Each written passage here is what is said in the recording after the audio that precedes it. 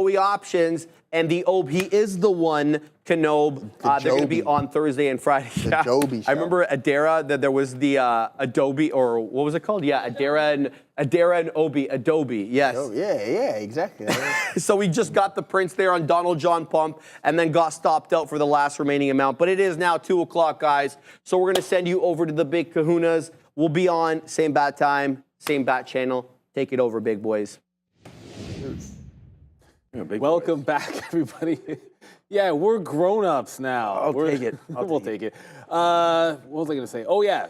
I'm not muted. We're locked and loaded, ready to go. The market is up over 1%. Both ES, NASDAQ, Tesla 5 points, DJT 15, Palantir is still going. Why don't I have a level 2 up for that? Oh, I moved it away to pull up DJT. Palantir is still going. So it's been a strong day overall in the market. It's been chilling mostly in the midday. And I am in Amazon, although it wasn't the A+ 200 level. Amazon getting very, very close to that Bezos barrier, whatever the heck we're going to be calling it. But it doesn't quite get to 200, but it did pull in just shy. So I am in that one to the short side. We'll get into the names that you guys are interested in that for that rundown in just a bit as Sharif gets a little bit set up. But yeah, only 2 new positions for me because I'm out. I got out of Palantir a lot earlier. Same thing with iBit. But that 200 on Amazon, very, very close. And if it had gotten there, I think it would have been a much better trade.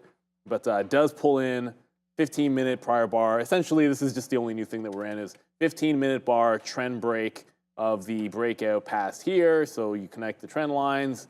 Once it broke that down, entered into a short, scalped some out. I now have my trail at the lower bar, just above this lower bar, and we'll see if there's any continuation here in Amazon, and then Intel, that 2350 level to be sure. But yeah, strong day overall for the markets. It was longs early. Didn't really try shorting anything until later. Oh, that's good iced tea. I used that peach. Anyways, it's a little bit hot in the studio right now, so I was like, I wanted that peach tea, but it was way too hot. So I did like a makeshift iced tea. I don't know, I could do better, but I didn't only have 20 minutes, so you make do. Shout out to whoever actually had ice in our fridge. Maybe it was Ramin had ice, I think, in the fridge. I don't know. Yeah, so that was. Well, you don't anymore because I used it all. Ouch. No, I refilled it. Yeah, you refilled it with the water in there. I think Ramin brings the water from home, though. Straight from Saudi Arabia. How's that Saudi Arabia water? Oh, okay. That's my bad. All right, so we're still in iBit. I mean, I'm really liking what we're seeing right here from the crypto as we get up to 70,200 right now for Cryptoverse. So nice little trade there as we continue to hold on to that iBit reload off the 200 period moving average. Man, we love 200 period moving averages, and you know a reason why? Oh, we've been watching it for a minute. Well, it's because Palantir, we still got a piece on here as we go up to $51 at the high of the day. Absolutely unbelievable run in this name here today. So yeah, like everything's been going well over on this side. I don't really have anything else that we've been doing. We had AT&T, that was not right. I just got in and out of that to show you guys the thing. We had FXI, that's what it was. FXI, not doing much today. That one's going to be, you know, sort of an L there for me today with it not doing anything, and then Boeing to the downside. I don't have any other trades other than that. But one thing that I'm interested in for tonight's trade is going to be SMCI. I mean, what time? It's too bad because we talked about that at 25 bucks there and just missed it. Nice little move higher. Yesterday we were looking for the break short. I think we're looking for the break long today with the market up 1.14%. SMCI, kind of like this level here, 27. I think we can break it. I would much rather be long heading into tonight's conference call and earnings than short. So that might be contrary to you. But yeah, 27, I'm putting that in. I'm putting that in to break long. I'm going to go long, SMCI breaking through 27. All right, segment we all been waiting for. There it is. It is the rundown with Sharif at the screen. Welcome, guys, to the Afternoon Rundown, the show where you decide what we talk about every day. The boys are locked and loaded. They're ready to look at the tickers as decided by you. So make sure to join us during that midday show and get into the chat and vote for your favorite tickers every day. But only the top 5 make it on. Let's have a look at the indices first. The Q's up 1.15, but it's green everywhere you look. The ES is up over 1%. The Dow lagging behind all 3, up 0.89, but yet still green. The Russ doing better than all the other indices today, up 1 1/3%. Good look for the overall market as we wait for the results of the election. You saw Sean talk about this one. SMCI reporting earnings yesterday, doing awfully well, apparently beating on the top and bottom line, but they are still only up 3.5%. Wedbush also chiming in with respect to this one, maintaining the neutral look, but lowering the price target to $32, guys. SMCI recovering a bit, I guess 3.4%, but still way, way off those highs. Definitely off those highs, but they're going to report. So what the concern was that they delayed the report, all that good stuff, but they are reporting tonight after market close. 4:20 is the expected time. Conference call at 5 o'clock. The expected move, oh, that's right, if I hover over it, you gotta do that. The expected move is almost 26%. It was 25 change when I last looked at it. It's actually crept up a little bit to 25.9. And then look at the options volume, which I kind of feel like this might be a new category because I haven't noticed it until the explosion number here on SMCI, 420,000. Obviously, there's a lot of interest in this name because of where it has come from. Any stock that essentially goes 300-400% up and then gives it all back in the entire year given back now on this last little bit of a dump, there is going to be some potential explosion. But again, call it 5 o'clock, which I think is bigger than the earnings at 4:20. What can they do to, I guess, temper some of the fears there with some of the scandals that are going on? It never ended up, at the open, I was looking pop and fade off at this level, at 28, the even dollar. It never did it, and there was no break of 25. So it didn't actually make a new range into the low. As Sean said, it's starting to creep up here. At 27, there hasn't been a red candle on that 15 minutes since the VWAP bounce. So it's a linear move into a double top. So you have false bottom, higher low, VWAP hold into a break. I tend to prefer fail break dip buys in the afternoon, but SMCI is going to be a wild one. I've never seen, I mean, it's still creeping up in terms of expected move. But you don't see very often like 25% expected moves. And this one could top that easily. Yeah, I mean, we just talked about this 5 minutes ago, and it's up 30 cents from that level. So I don't know. Like I said, they're listening. All right, see if we break through 27. I'm going to go long on a breakthrough 27. I said it this morning that this was the trade. I'm just embarrassed, not embarrassed. I mean, we have a lot of good trades, and thank you to everyone logging in right now and realizing this Palantir price. Long at 47 is crazy. We actually had a little bit lower. Oh, no, we didn't. That would have been the lowest. We were bidding 46.84. We just missed that by, I think, 1 penny. Here comes 27 right now. We're going to go long. So I was just thinking, like, how bad can it get? It's already gotten pretty bad. It's already chopped down half price. So we'll wait to find out now where SMCI goes. Again, just like yesterday, I said for Palantir, you know, I'd rather be long into calls into that. I'm already long stock. I didn't have any calls. And then SMCI, same type of thing right now. I just think the risk is here. So you get short. I don't know. What if they have amazing earnings? You know, and what if and then so that's going to pop the stock. And then at 5 o'clock, whenever they have the call about Ernst & Young, then we'll have to find out what that story is after that. And what if it is something that the analyst or the market considers a nothing burger, then you are going to be climbing real high back there to the upside. So yeah, for me, I mean, interested in it, yes. Overly excited about it, yes. And we'll be taking the 27 long, yes. And you can join us tonight on the Market Recap Show, where we'll be going over all of that with you. So if we break through 27, we are getting long. We're probably going to use the 50-period moving average. So it's at least 40 cents. Let's see what happens right there. Now we are long, I hope, on SMCI. There it is. We get 05, so obviously not a great fill, but it's right there right now. So we are now long SMCI. Take it if you wish. But our out is back there at 26.60 or so. Nvidia, good look. As we found out yesterday, they are going to be joining the Dow. We're coming off the Dow is Intel.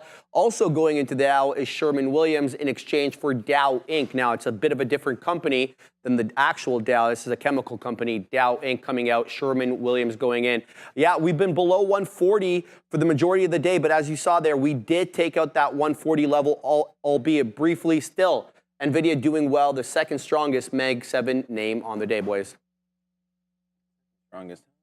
Tesla. I mean, Tesla's up 5, so I guess it's got to be Tesla because it's certainly it's not Google, Alphabet, Meta or Microsoft. I know that much for sure.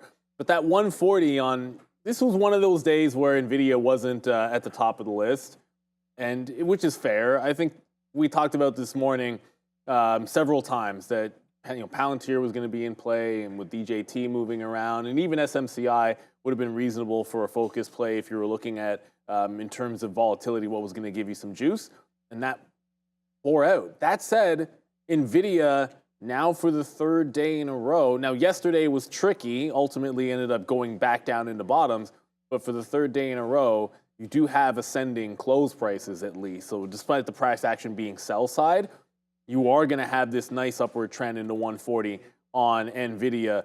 Good news is you're now another stone's throw away from the high break, that 144. We do, like, they don't report for another couple of weeks, but this week you still have ARM to report. I think that's going to be a bit of a big one here. So going into the Dow in a couple of days, I think it's more likely like a post-Fed or post-edition where you'd get the break of that local high.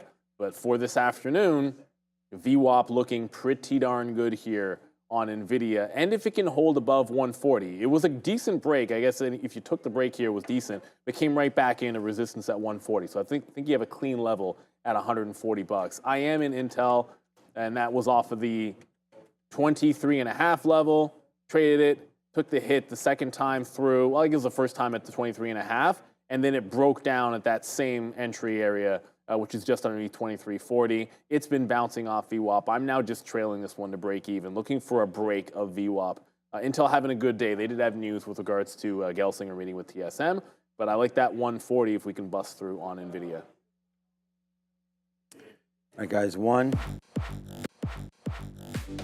it's $4 in the money now as Palantir continues to go higher. So we'll just watch it go. I even think you can get longer on this break of 51.22 here. So if we just zoom back in to this level, the problem is we didn't. Like normally, I'd like to see us hold this 50 period so I can try to use it as a bouncing spot, but like we didn't do that. We kind of got down there. This was breaking. I think it must have been the 200 period at the time. I don't know. I just want to randomly put this here, but yeah, that must have been what it was. So breaking through the 200 period right there, we get a piece out at 50.50, and then now right back there up to the upside. Please, everybody, hit the like and the subscribe. I mean, it's a big day today. If you're at home, hopefully you went and voted there.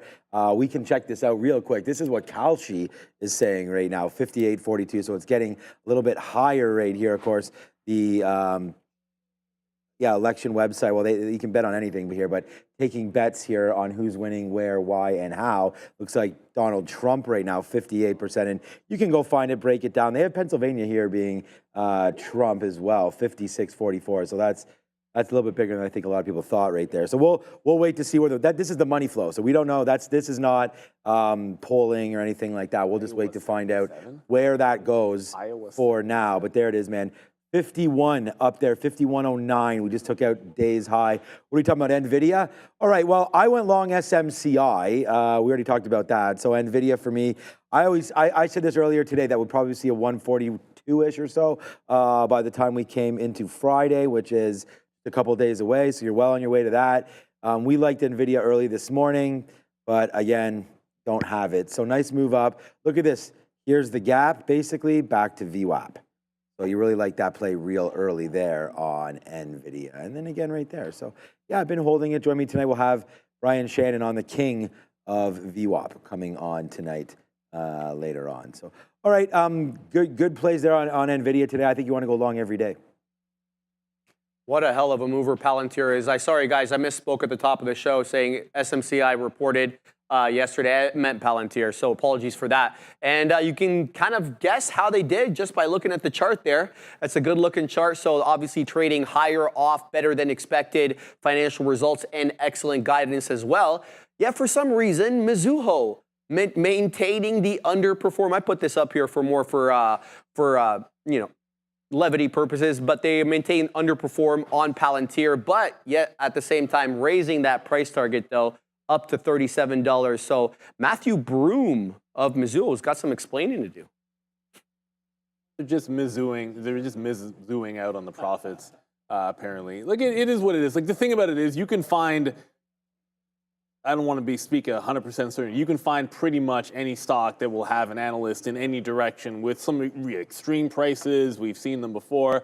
So it doesn't necessarily matter. I mean, I think the most important thing is even I'm going to make a venture and to say that they would probably be one of the more bearish in that particular case. And if they're even raising price targets, that's an acknowledgement. Like, where are they going from where they were before is sometimes a little more interesting than where they might be overall. So if they're bearish and they're less bearish, then that still tells you everything you need to know. One of the things that you got to consider with Palantir, and I wish I had thought more about this when it came to SoFi, is you have expanding growth, right? So it's one thing to be growing, but you want growth to be expansive, like growing at a faster rate than before, especially when valuations are a little bit higher. And I think a lot of the metrics for SoFi, and one of the reasons why it didn't follow through on its day, might have been that. That said, it's something to look for the next time we have earnings like this. Think ARM in a couple of days. I was looking in the aftermarket show, it pulled back into 46, or just right near the end of the aftermarket show, it had pulled back into 46 even. That was where my Alamo was going to be. So it didn't really set up any trades into that level. It was only looking long. So all I have is the breakout. It was just a simple doesn't break out, or it doesn't hold underneath the bottom, doesn't break underneath our do not fight it under 46 zone. And so took the breakout trade and then set the trend after the breakout, a couple of higher lows into it.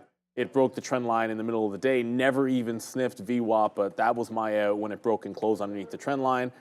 Looking for a re-entry, I kind of thought we were going to get into 50 at one point, but it just hasn't happened yet. So let me just go back over, because we're not going to talk about Amazon, but the Amazon short was trailing it out underneath break even. It doesn't get anywhere near VWAP, so take the trend line short, which is not the 200 level. We got 55 in, best out just underneath 99, and then we get out here. It's about 10 cents, but has more to do with the fact that this is a consolidation, so putting our trail at that level here, 199.42. So now out of Amazon. For Palantir, I don't think we see VWAP, but if we do, that's where I want to get in. But this 50.5 looks like it's going to be the spot if we have to take a dip. It's really calmed down here in the afternoon. All right. We had a feeling that Amazon or Palantir was going to be a big trade, and it's a absolutely huge trade. So we wrote down that we thought that the dip would be there into 46.75. Like, sometimes, I don't know sometimes how we can become so exact at some of these levels, but that's what we wound up putting down right there. Dip by into 46.75, wait for an early dip. Like we talked about that, if all fails, we said we'll look for VWAP, things like that. So yeah, this trade is going to be 10, 20x, and it's a monster. So there it goes. Boom to the downside, boom goes the upside. We have really nothing on right now, but it's just a big trade. And it was started early. It started at 8:30 when it broke the 46.75 pre-market high right there. We're long this name at sub $10, but at the end of the day, for day trading, this is how you day trade. You take the break there, pre-market. You believe in it. It's running up, man. Take the volume, take some outs as it continues to go, right? That's the play there. So as it continues to work like that, we're sitting in this trade trying to make something happen. Comes back down in, comes right in. The early dip buy happens early. It happens in the first minute. You can't be any earlier than that. Drips right in there. Then all of a sudden comes right to our levels. Our buy was $47. At that point, we liked it. We also had another order down there near that 46.85 marker, and we just missed on that one. Then all of a sudden, just blows up to the upside. So this is a huge trade. We have so many more outs right there. It is what it is. So huge move to the upside. It's a big stock. It's 20x the next well, it's not 20x the next profitable stock, but it's a big one. So let's just keep on watching Palantir here today. Like I said, I'm in SMCI now. It's not doing anything on that break, but I think that Palantir here could go again. I'd rather see it dip into VWAP if that could happen. That would be fantastic. Otherwise, a little nervous about it just dripping right into here. 200 period could start to turn sideways in a minute. 50 period kind of started to head downside.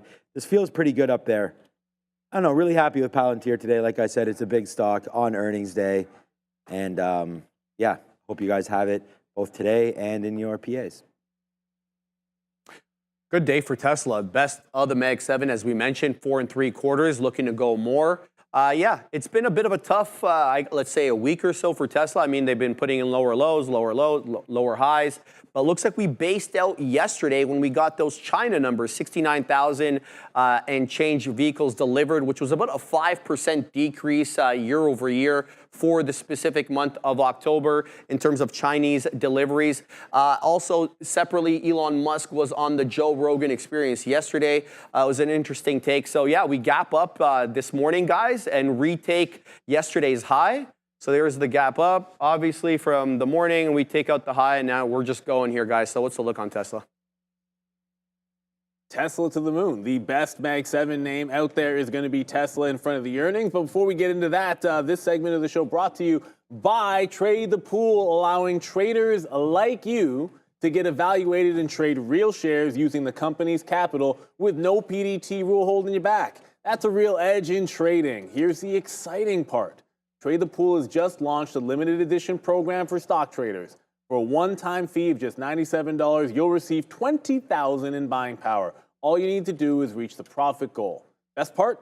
This limited edition program now has a reduced profit goal and fewer minimum trades required to reach the funded phase. Plus, the profit split is upgraded. Keep 70% of the profits. Don't miss the chance to explore this limited time offer. Join now for free. Link in the description or scan the QR code that you see right there on your screen. So Tesla, obviously, I mean, it's been considered adjacent or to Trump and as a Trump stock. How much that actually plays into it, I'm a little bit skeptical into that. But what I can tell you is, and I'll get to the trade in a quick little second, it's certainly now 2 days in a row after earnings. We all know how crazy Tesla was for a couple of days after earnings. It then made that top and had been trending down since. So starting with yesterday's, I mean, it had a ramp, but then it ended up closing back down in. We gap up. It's now a couple of days where the buyers have taken some control of Tesla. I wanted to wait for 255. At least I waited for it. I mean, while Amazon ended up working out on a trend reversion on the 15-minute, Tesla did not, although I could have scalped out for about 50 cents in there. I was looking for bigger on Tesla, but it is trend higher. I think you've got to wait until the other side of the election to see where some new levels are going to form. But for today, 55 resistance, VWAP retrace there in Tesla. It just tagged 55 right as we came on the show and came back underneath. So I might have missed an opportunity just as we were setting things up there. But it's not a move that I would chase. You know, it's got to set up where I'm getting it off the lower high, where I know where my stop is going to be. Not going to chase it down here $1 away from the high on Tesla. And I'm only going to point this out. Still, yet another day that Rivian has managed to survive the $10. They've got 2 more days, and then they have to report. Put up or shut up for them. We'll see how they do. They are definitely not Tesla. I won't pull up the chart because it looks exactly the same as yesterday. Yeah, that getting out of, I think it was maybe half of that Rivian at 18 and change was, whew, that was a good one. All right. Tesla, okay. Look, we've been talking about Tesla for a while, and it just didn't make my list today. It made it yesterday. What did we write down yesterday on Tesla? We wrote down 247 to 249. Oh, yeah, yesterday Tesla was, oh my God, how did I forget about that one, Sharif? Tesla yesterday was huge. We shorted 250s yesterday and had this move all the way down, $6 to the downside on. Yesterday, Tesla was P&L number 1 by far. I think Palantir today obviously is, but and so we'll go back-to-back jacks with those 2 names. But yeah, today we just left it alone. We probably should not have. I mean, this was a pretty obvious level there at 250, holding VWAP and then bouncing right back up to the upside. So, you know, I don't have the trade on, but it should have been a good one. Are you going back for Sound, or are we done? There's one more name on the list. It is, yeah, if you want to go, Sharif. I know you're working there, right? Yeah. No, don't worry about it. No, it's all, we can go over it. It's not a big deal. Okay, he wants to talk about it. Okay, so we'll talk about that in a minute. But at the end of the day, Tesla looks like a great little bid opportunity there. Missed. So you know what? Congratulations. I think it's time to possibly sell some of this. And I don't want to say this in front of Chef Joe or anybody else that's really long Tesla. There's been so many names that have come up to these levels. Like, look, I got out of some Palantir at 44, 43, 44. We talked about that, 5%. We got out of 5% more today at 49.50. I just think that if you're long names, and it depends on your strategy, right? I mean, whatever. I don't need money now either, but it's like I'm taking it for better opportunities. I think there could be some volatility coming, especially post-election. So I would say get ready to get something out if you come up into this 260, 265. But hey, if Donald runs over these, election today and wins handily and just walks right into the White House, I could see Tesla taking out yearly highs even tomorrow, like up to 270. I could see that happening, just with the market being so enthusiastic about some of these companies and some of the people that had supported him moving forward. So we'll see right there. But Tesla, love the stock, love the name, I'm in it. I think it's an autonomy play much more than a car play at this point. Is what you're buying it for. We already know the story with the cars. And by the way, SMCI, finally, your boy's waiting for this one to start to go. We just went 10 cents, which actually, you know what? Let's get out of like 2% for 10 cents. Let's do something like that. We'll see if we get out of a little bit, because it didn't really, the most it went against us was about 10, 15 cents. So we'll wait to see if we can get a little piece out up here somewhere around 14s or 15s. And then we'll just go that there you go.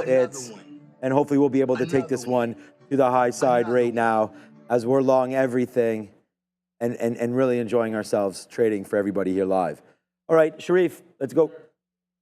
SoundHound, the last name on the rundown over here. Good day, guys. I mean, we're almost at 7%, 6.85. No specific catalyst for this one, but there are some rumblings on Twitter or X. So we'll keep an eye on that. And we know Nvidia has been invested in this company as well, so we'll keep tabs. This was the level that we were kind of at a few days ago, guys, based out there, and now we're working right back into those levels at around 5.5. So what's the look here for you guys? Yeah, I think if you're looking at this one at $5, it was ample reason to maybe, I guess, look for scalp trades off of here. They report exactly 1 week from now, so you're going to report Aftermarket next Tuesday. They're 24%. It's a 24% short float on Sound. It's not really like, I know 7% is a good move, but when you put it in the context of the last week or so, it's not a humongous move. But $5 has been a nice little base. Like, you had a drop back in, 20% retracement, and then $5 held for 3 days in a row. I always look to prior resistance turning into a bit of a bid, but that's only 1 day. And then back here, 535. So if it were to dip in here, you have yesterday's support at 535 to play off of, which at least is seeming like it's working here on SoundHound. That's about it. It's not a stock that I would look to trade, but if you're in it, I think a hold of that mid 530 area at least looks good on the 15 min. All right, SMCI, just huge move up right there. Just went to 27.30. We'll take a piece out right now. And there it goes, man. 30 cents now in the wall, 25 cents in. We don't have the best price there at 27. I wish we had gotten 27s, but there's another trade that we just gave out again here into the close. So hopefully you guys are with me on SMCI. It's a little 30-cent winner right now as we'll hold on. And now we'll wait to see. So I do have a bigger piece waiting to get out at 40s. And then I don't have anything after that. So hopefully we can get up into that 27.40 area for SMCI. I mean, I've already said the case here on that one. Just looking at where we've been yesterday, some consolidation up here, $27.70 into $28. So again, real traders unite. Here's a name that hopefully some of you guys have as we continue to go upside. Pretty good day there. Boeing, FXI, IBIT, Palantir, and SMCI. So we'll see if we can't have some diamond hands on that one. Lena in the chat saying that the polls are about 49-49 according to Steve Kornacki. I don't know who that is. Probably some American guy, which is fine, obviously. So we'll continue to watch that. But here it goes, man. SMCI, nice little trade there. Palantir up like $4 in the money. Like, I know Neil just an Intel, but we're $4 on Palantir. We're 50 cents on IBIT. We just made now 23 cents on SMCI. So these stocks are starting to move around, man, and this is what I'm trading. So I'll probably just sit in here for the rest. Join me tonight with this SMCI number. Join me tonight. We'll talk about some of the polling numbers and whatnot as they start coming through into that close. We'll have Brian Shannon on tonight as well, and just really excited to get home and actually watch. So I won't be able to watch until about 9:30 or so tonight, but that'll be really exciting to see as some of those polls close there tonight and just to see what kind of effects this has on the market, and should be a wild one. So, yeah, we're going to keep on going upside right now. And, yeah, Kanye East, you know what?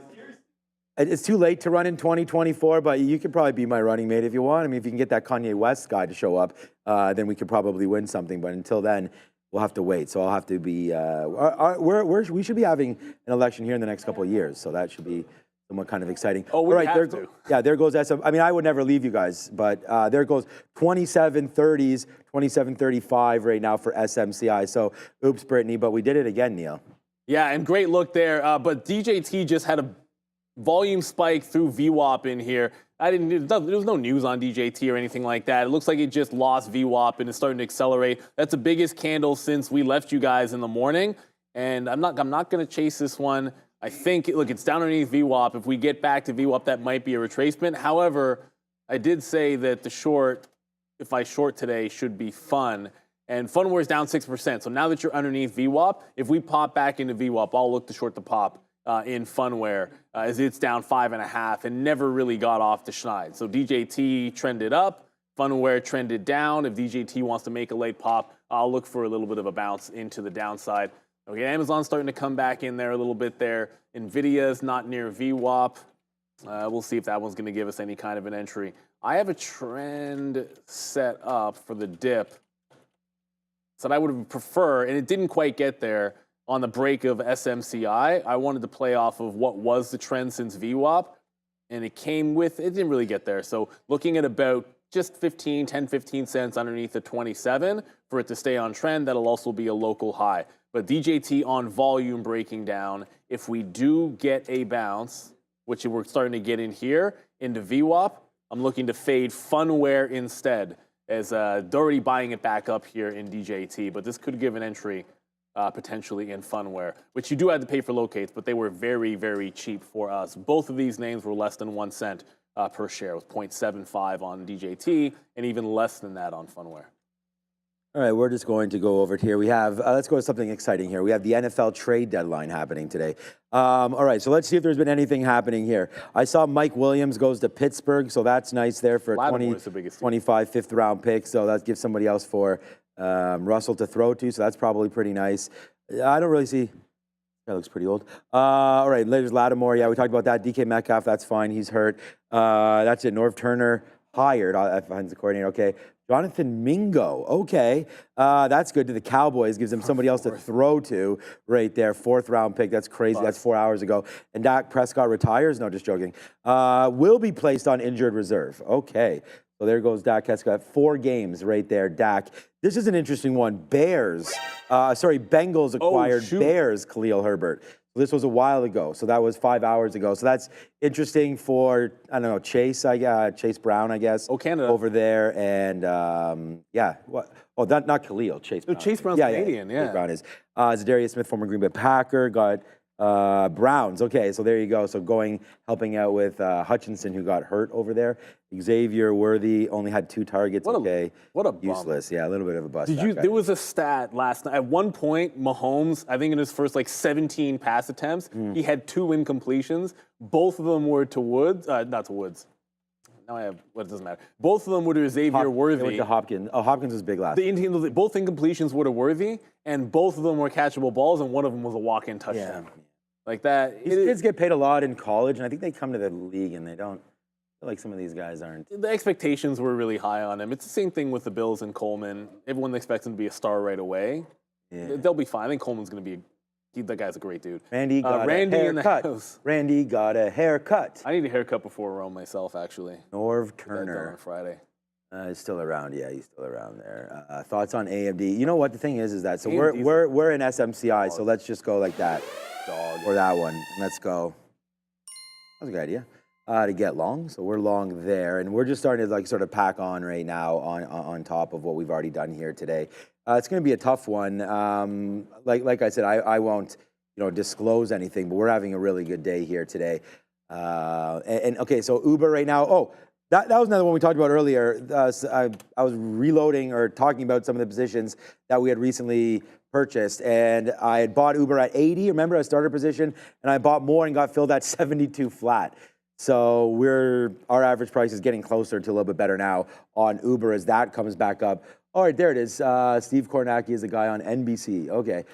Yeah, I mean, that's the thing. I don't, right now, I was even listening to when I was at the gym there, you know, like Pennsylvania, they weren't even sure if they were going to be able to read all the ballots or get them all tallied by the time night falls. Like, that seems ridiculous to me. Like, I just feel that, I don't know if it should be paper ballots, machine ballots, or what it should be, but I feel like it shouldn't be that hard to do all this stuff. So I don't know when these things are going to settle, and then both sides are probably going to have something to say if they don't win. And again, you know, will it be settled tonight? Will there be? I actually had this discussion with Brendan. He doesn't think that there'll be anybody declared a winner tonight. I think there will be. There will be. I think there will be for sure. How many times has it not been declared by the time? Right. I mean, at least. I mean, CNN might not declare it. You know what I'm saying? Well, yeah, but, I know you what you're saying. Other places may. It was just the Gore one, right? Or I don't. Oh no, I'm saying CNN won't because their guy might not win. But yeah, they did announce Gore first, and who did not win when it was against Bush. And surprise, surprise. Was that Adara? All right, well, let's do it. For those who missed that midday session from 11 to 2, we're going to go over some of the things that have happened in the market.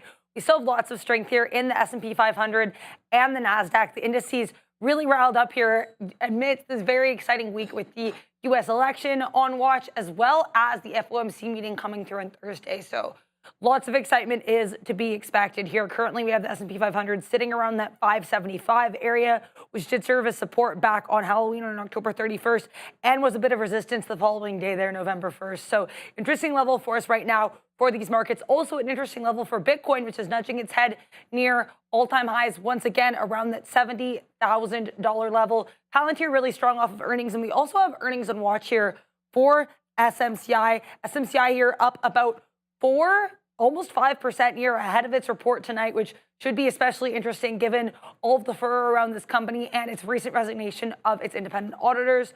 We also have here ALAB, Astera Labs, which actually recently hit all-time highs near 98 earlier today on a stronger than expected earnings report. So Astera Labs, SMCI, PLTR, lots of earnings names day one and in the future on watch in addition to that election, guys.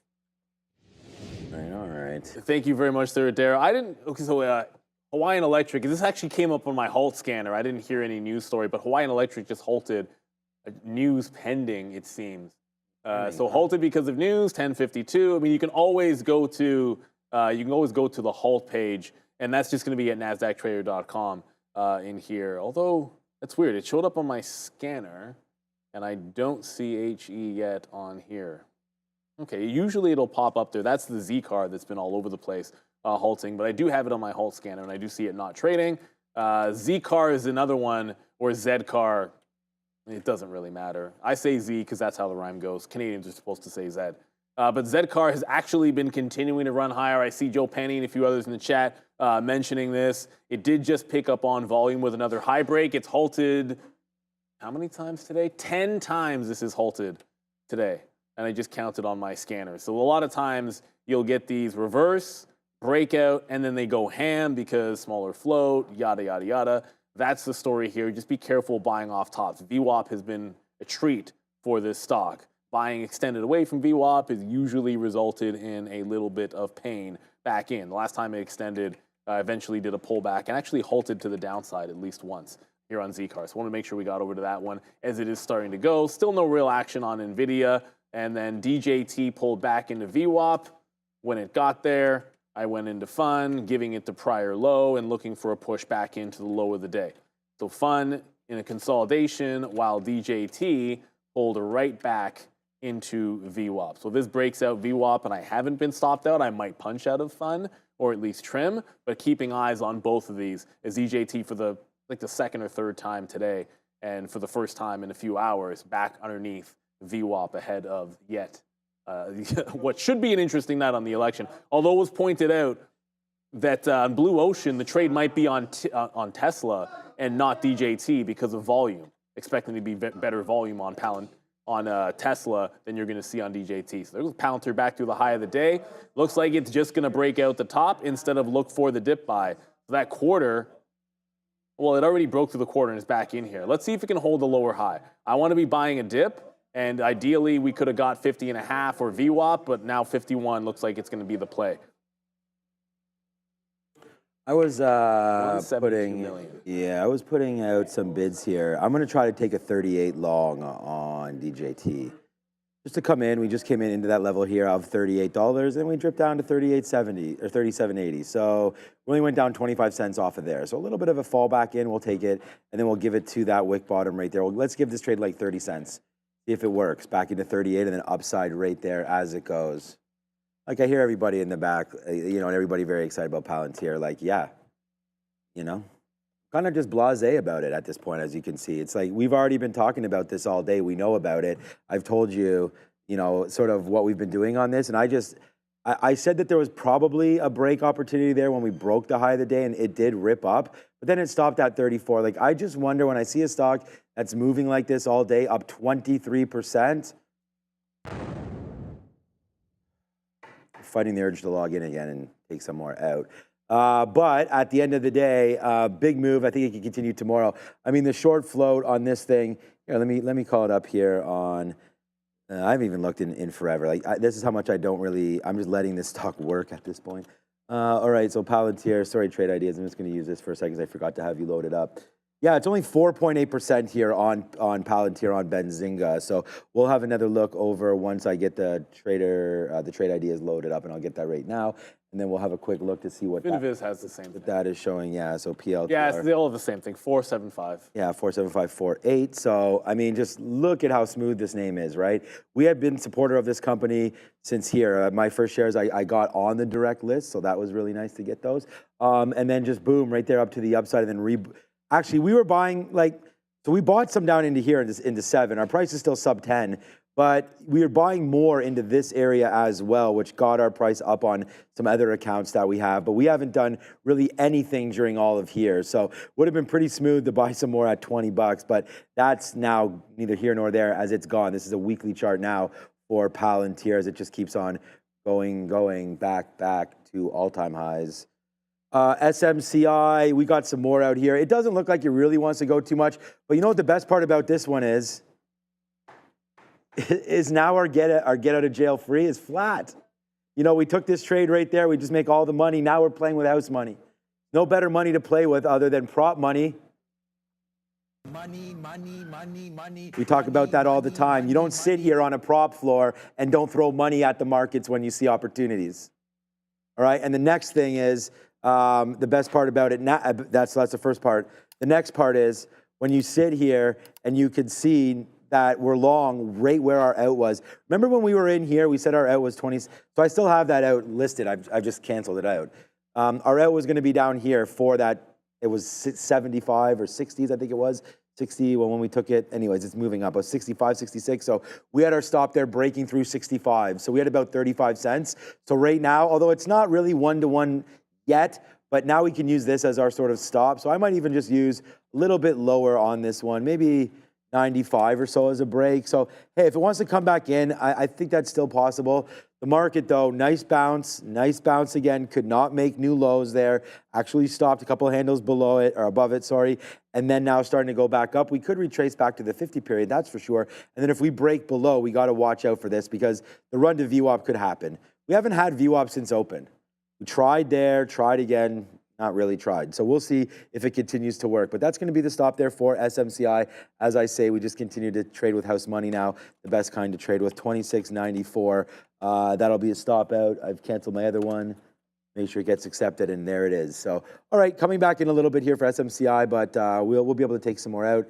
Not the huge runner that I thought it would be once it broke that level, giving us enough to make a little bit of money there, but the futures aren't participating.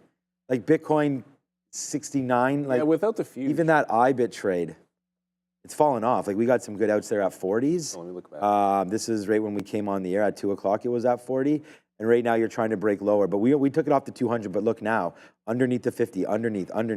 I'm going to take a little bit more out. You know what I bet you could do with eSignal? Yeah. I'm just throwing this out here because we bandied this about. Like it would be really cool if you just had a chart that had IBIT and you could overlay. Oh yeah, you could do that on our charts, I think. Oh yeah, the P Pro 8 chart's going to do, if you do a comparison between symbols, it's going to do like a percentage difference between them. And so what I would just like to see is when we're at 40 and come to my chart, when we're at these highs and either breaking or failing and making these little tops, like what's the corresponding Bitcoin price? Because right now, I can tell you, we're at 39.81 and we're just a smidgen underneath 70,000. Like, I mean, pennies underneath 70,000. So really, when you're breaking the 40 level, you're above the 70,000. Resistance has been over 70,000 more than anything else. But I'd watch out for this if we lose VWAP, because that would be another fail of said 70,000 level. And again, I'm sure like there's an API built into Pro 8. Like, I'm not talking about something that can't be done. I mean, obviously there's programmers out there that are going to be able to pull that off, I think, no problem. Yeah, IBIT is trying to hold VWAP, but keep in mind, this is underneath 70,000 while VWAP is holding on. Ari Pages, good question here. Thoughts on having the SEC or relevant regulator banning all algos from day trading? Would this make trading easier for retail prop traders? There's an old, so here's, like, first of all, I don't think that's going to happen, but everyone always talks about, oh, this is the death of trading or that's the death of trading. And I can just tell you, a lot of times it's just, it changes the way you trade. When front running happened, it certainly changed the way that you looked for executions and putting out order flow into the market. When Reg NMS happened, you just changed the structure of how you traded. When they changed rebate fees, you started looking for more growth. So I think it'll require some adaptation. Obviously, if the algos are out, it might make news plays not as much fun, where you can game the algos that get offside. But certainly, like, I don't think it's, for a lot of trading styles, it might end up easier if that were to happen. I don't think it's going to happen. I don't think algos are going anywhere. There's way too much money, and those that are making all that money spend a lot of money to lobby, and you can't get around that. So I don't think it's going to happen, but I think it usually requires an adjustment. As a trader, you're adapting when they make market changes. Like, they're going to go to if they ever go to 24 hours, there'll be adaptation. If they ever cut the spreads to half a cent, I think there'll be some adaptation to be done, but it usually means new trading opportunities. So not really anything. I mean, funds trying to break that shelf here at 650. DJT starting to come back in here, so I think we should get a test of the low, because DJT just did this on volume again. So a little bit of profit taking. It's up 10%, remember, and you're still, like, this thing closed at, like, in here around 34. So it's got a ways to go before it pulls back into, like, maybe 36 or 34, but another little bit of a push down. Still no big rollover yet in Funware. Nvidia can't seem to break 140. I guess if you thought bearish, 140, again, it does not break out the $140 level on Nvidia. So it's pulling back into VWAP. I'll look for VWAP as a bounce play on Nvidia. But the other play was to see if it could have made this breakout on Nvidia through the 140. No size on the offer or anything. It's getting to that wall. The futures aren't punching through, and it's not going either. I know we're going to get ready for it there in a second. We just went long there on DJT lost. Not very much there through 38. We talked about where we were going to get out of that. And then now you're seeing sort of the repercussions of this trade. So we went short now as it broke below some of those levels. And I was just like, hey, we talked about it. If we broke some of these levels, we wanted to try to get into that short. So I'm going to play it off prior bar high of 39, which is that VWAP right there that we had touched and dropped through. So let's see now if we can gap it a little bit lower here. This story is coming to, wow, okay, now we are really starting to make money. Like, my net just rocketed. I don't know what it's SMCI as well. Okay, guys, we are starting to rake it in right now. It's $1 right now in the money on DJT. Your boy is here, man. You can't stop it. You can't take the dog out of this guy. There it is, man. Nice. Boom, Neil. $1 in the money right now. It's a hot dog kind of a day right now for DJT. It is starting to go even lower right here. This is real trading. Shout it out if you guys are one of them. Here it comes into the downside right now for Donald J. Trump. Wow, to be able to reverse that again. Oh boy, are we on one? Miss Adara, kill him. Keep an eye here on GME, GameStop. Getting a nice volume pop here at these last few 3-minute candles, up 2.5%.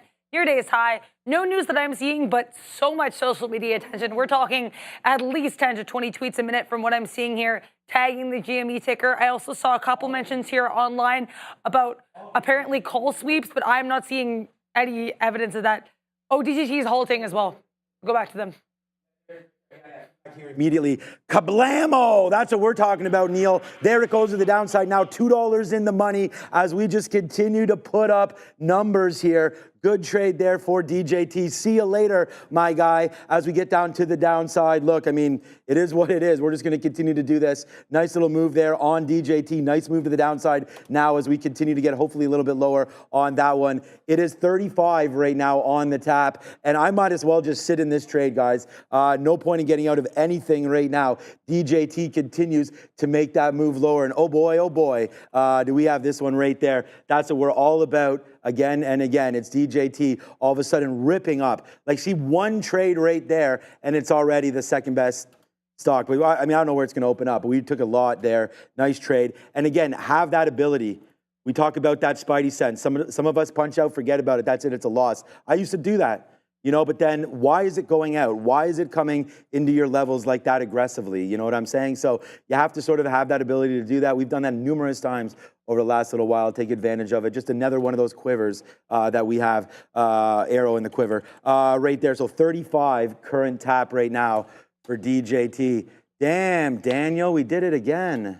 Yeah, DJT absolutely flushing. The long raw on that one is it flushes. And again, you have to, when you have a key price level, remember it starts with that. If you have a key price level and it's doing something at that price level, that's a decision-making point. You want to make it, and a good one to reverse there. I contemplated getting on the offer, but then realized, I don't know, for some reason I thought there might have been a news story, and I was like, let me back off on the offer. I don't want to necessarily be short at the low on a halt on DJT. Let's see it open back up. A lot of times when DJT halts up or down, you just kind of want to throw the fill and get it. I don't necessarily think this is one of those shots. This morning, to a long side, maybe. Obviously, Funware is going to take advantage of that. So it does roll over back into the lows. We got in at 54. It's now down at 30s. If it breaks the 30 level, next bid is going to be at the 10s. Actually going to put one in front of the 20s as well. So just a sympathy play. It was already weaker than DJT. It has been going down all day. So there's only so much more bleeding that Fun is going to do. And let me just show you why. 610 isn't the random level. It's yesterday's support. So zooming it out just to show you. If we get down here to 610, going to get some out in front of 20s, out in front of the 10s. As DJT does bring that down. The tap is DJT 35. You can always check. We can always check that on our locator as well to see if it's a buy imbalance or a sell imbalance. But it is giving us an auction price to the downside. If I saw that move to the upside, I'd probably just punch some out of Funware. So still nothing on Nvidia. That is pulling back into VWAP. The market just did a little bit of a move down.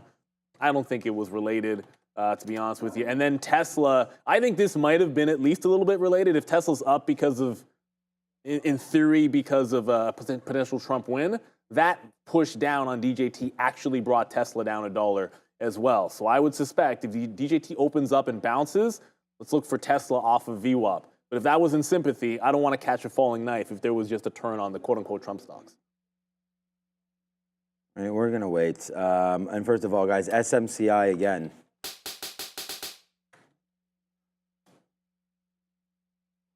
$0.30. I mean, it just came right back up right there. Boom.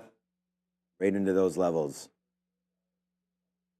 What is this now? 27. All right, let's just keep on changing this. This Donald Trump, this DJT is really... It really made a difference today. Okay, 2709. I'm just going to get out of this if this goes down. I'm not even interested in it anymore. I mean, I am, but, you know, now this DJT is now $3 in the money.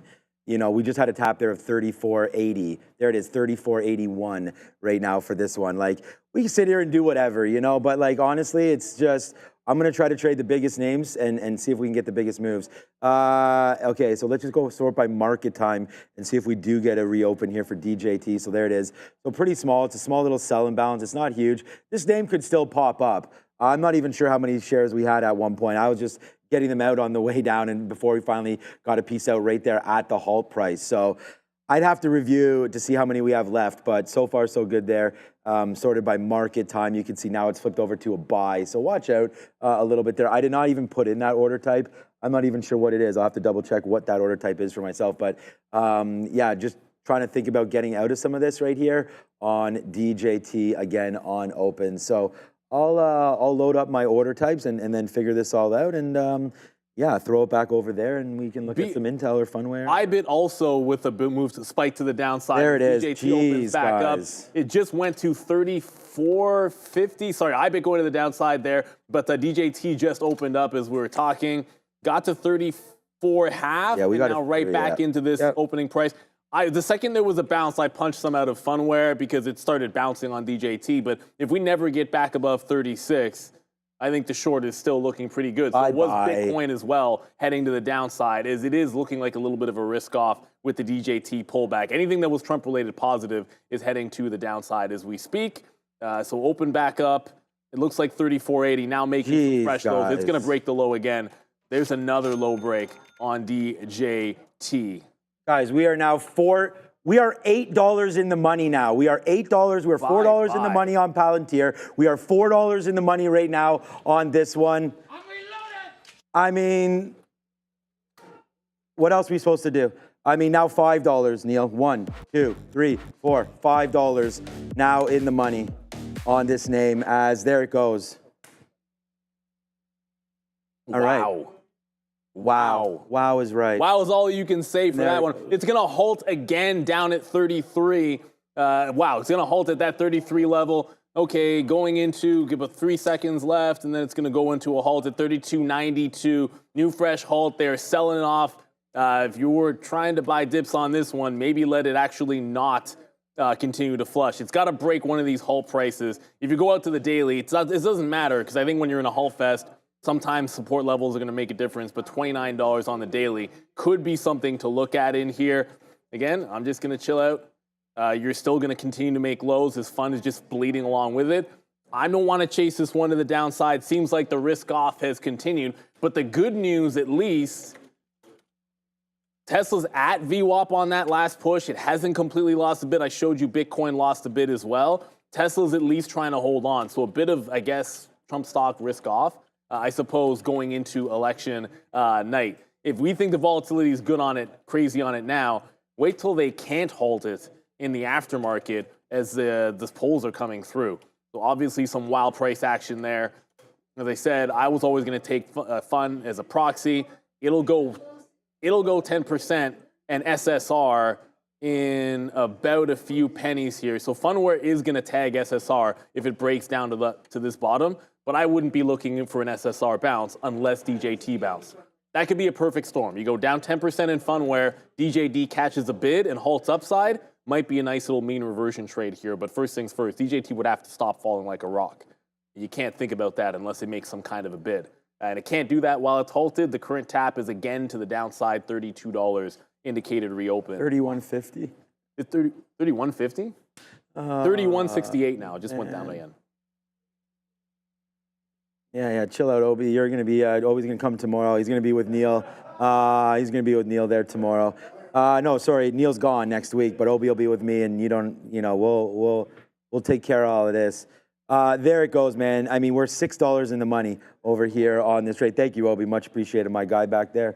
And again, there's another one. Real sees real. So a big shout out to Obi in the back there for acknowledging that trade. All right, IBIT just fell back in. So this is going to be one year that we're going to have to be a little bit worried about. Look, man, we talked about SMCI. We got out of that for our stop out was a profit. Hilarious. SMCI, we'll figure out that one. IBIT making that move back down right now again into the bottom of the day. So we're going to have to, here, sorry, I'm still on SMCI. Switch over there to IBIT. We're going to take a fill right there. My stop on IBIT should be right around here, but we sort of just got reloaded there. We don't have that many shares. Just want to make sure where it is. No, I do not have a stop. So we're going to use that bottom there, that little liquidation. Now we might as well. Let's just get out of like half of what we have. Yeah, okay. So right now, Bitcoin is falling down 67, 68. So this is probably, we might as well just get out here. Yeah, there it is. So we'll just get out of that one. That's fine. We'll be up on IBIT today, up a lot on IBIT today. We did not really reload this one. This was, I actually didn't even remember that we had this here. This must have been something from here where we were waiting to get a little bit more. So was not a full position, but we had to be responsible for it. Right there, we got long at 30s, out at 14. So minus 16 cents on that one. But like, we are in the money now, 500 cents on DJT. And we honestly had more shares in DJT than we just had there in IBIT. So we'll just continue today to put up infinite, I don't know where this is going to go, but right now it's $32. We'll take something out on the close, on the reopen, but we just got a bunch out there on the halt. So it was pretty good for us into that level there on DJT. Probably the trade of the last couple months probably right here for myself and probably for the show there. Just continuously downside, like for this to move $6 or $7 and to have it at that time. And we've had other monster moves as well, but a name that we were looking at today. I mean, the trade, Palantir might even be a better one, but it's just this one, Palantir I'll make more money on, but DJT, I mean, this is an interesting play here. I'm not sure how far this could go down. I will take some out on open and then we'll just figure it out from there. So, wow, big move to the downside there on DJT, opening up 31.80, which Neil will put 30 us. seconds. Yeah, that'll put us $6 in the money. Wow, what an unbelievable move that is. It's double, what was the opening? It was double the move up this morning, I think. It just doubled that one up to the downside on DJT. Like you said, the volatility is out. It's on 110 million. The volatility is going to be out of control, I think, in the aftermarket tonight. But a good bounce there on Nvidia. It didn't quite get to VWAP. As I said, I'm only in Funware, and the second we saw DJT under VWAP, kind of a free roll. Short 54, give it to 50, give it to 60, 61, so 7 cents worth of risk. It just got down to 21s, so we're able to take some out there. The low is 610. It's now SSR as well, so it did tick 10%. I took some more out. It is now SSR, but essentially just gave a 4-to-1 move. DJT opening back up again. I know we got to go back over to Adara, but DJT just reopened and 32. Yeah, opened about 32. They're trying to catch a bid, but trust me, there is nobody on the bid, and the offer is stacked up at the 33 level right now. Adara? There's another name actually that was halted here in addition to DJT, and that is HE. Hawaiian Electric still halted here on news. This news actually, though, just came out. So basically here, finalizing this $1.99 billion, so almost $2 billion agreement with regards to settling those Maui wildfires. There's a tort litigation related to that. They're settling this for almost $2 billion here, with payments start to begin in Q4 2025, 4 annual installments, and this is a subject to court approval and insurer claims. So HE announcing this $2 billion settlement agreement with regards to the Maui wildfires court litigation being finalized here, guys. HE. I'm scared of Baltimore. Raheem is in the building. What's up, Mr. Raheem Alani, we have a $6 winner on DJT right now to the short side as it falls down as we get ready for election day. Okay. Raheem Alani coming in. Can you give a little bit of a Get over here. Give a little preview. Small preview. One thing I'm going to tell you for sure is possibly a new president will be announced by that. Bang! There it is right there. You heard it live. You heard it live. I don't know if it's going to actually be done. Okay. But it's possible. We got you. All right, so there's possible that Joe Biden is not the president, the next president. Definitely no. I'll definitely give you another one there. Yeah, no, he's not the next president. I hope you come with better stock picks. I will try. All right, thank you, Raheem Alani. I'll bring my son back on. You guys have a reason to be like, talk to him. How is he doing? Great. Good, man. Good, man. Excited about today. I told him that you're going to a party, aren't you? An election party? No. I'm going to sit home and watch it with him. Oh, nice. And I told him today's election day in the U.S., so he's very stoked about it. Wicked. Yeah. Okay. Gotta get him started young. Ouch, we're not going to go there. Likewise, Raheem, likewise. I'm with you on that one. Okay, so by the way, guys, here we go. DJT now, as that was happening, halted back there to the upside. So I can tell you now, I've calculated it here. We have about 10 to 15% left. We did get a piece out right there when we reopened. We talked about that at 32.50. So now halted back to the upside with it looking like 35.70 right now coming back into that upside. So there we go, man. It's happening all over again as some of these stocks continue to sort of dance around now. But DJT, oh boy, Neil, that was the monster trade right there. And, couldn't be happier with that one. It actually goes to P&L number 2 right there. And we only made it. So P&L number 2 in 3 minutes, 4 or 5 minutes, right? I mean, obviously it was halting in there, but good stock, and it just goes to show you. You only need a chip in the chair. You only need a chip in the chair, and you have to be there, and you have to be willing to put the stock on, right? I mean, that was just, and not only that, we were long, okay? But the thing about being long is, look at this. We're long here. We talked about this. If it falls into 38, we're getting out if it breaks that low. It breaks the low, and then we just went, that's nice, let's go short. Bang there, boom there. So good trade there for DJT coming through. Just heard something about Meta in my ear, but I do know that we have moving. Adara at the desk. This part of the show is brought to you by Firefly Neuroscience. Firefly Neuroscience has taken a bold step in advancing brain health technology. In collaboration with Bright Minds Biosciences, Firefly's innovative AI-powered platform has successfully analyzed data from a groundbreaking phase 1 clinical trial using advanced EEG technology to track brain activity. This data unlocks new potential in treating neurological and mental disorders, reinforcing Firefly's position at the forefront of brain health innovation.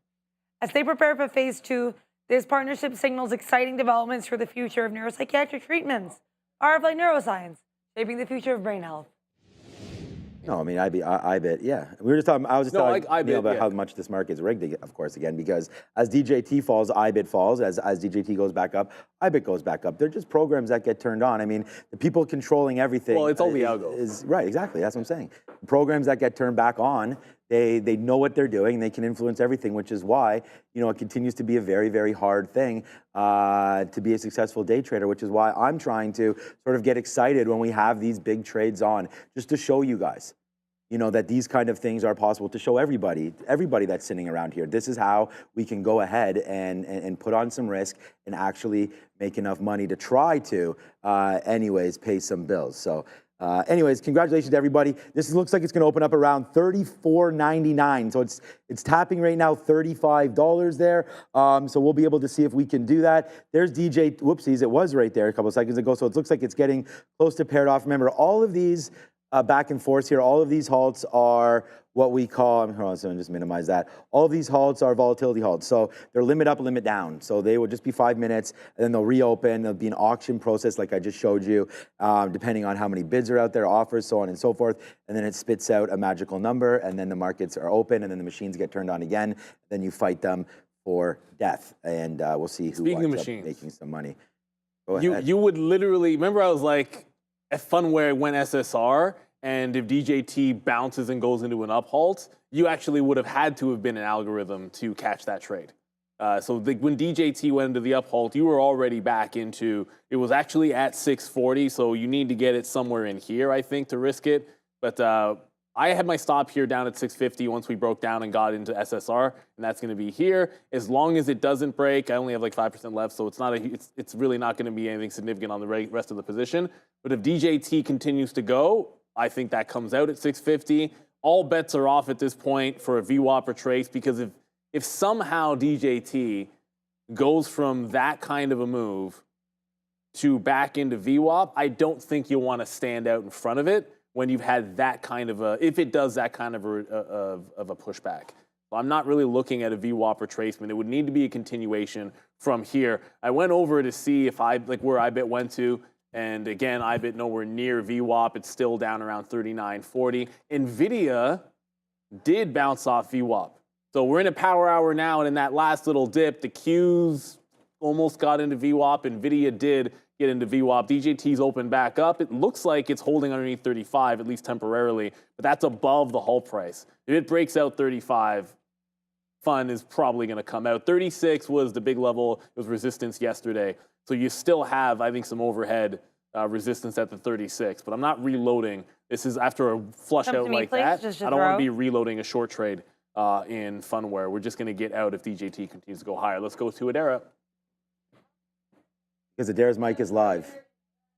ETA, not reacting too much, but just be aware here of the information reporting that the company's VR area is actually going to be reducing staff because they're focusing to high traction genres instead of mixed reality, because that market is slowing. So basically, there is going to be some cutbacks in the funding for Meta's VR app. As such, the lead developers are now reducing staff in that area. So some reported cutbacks according to the information.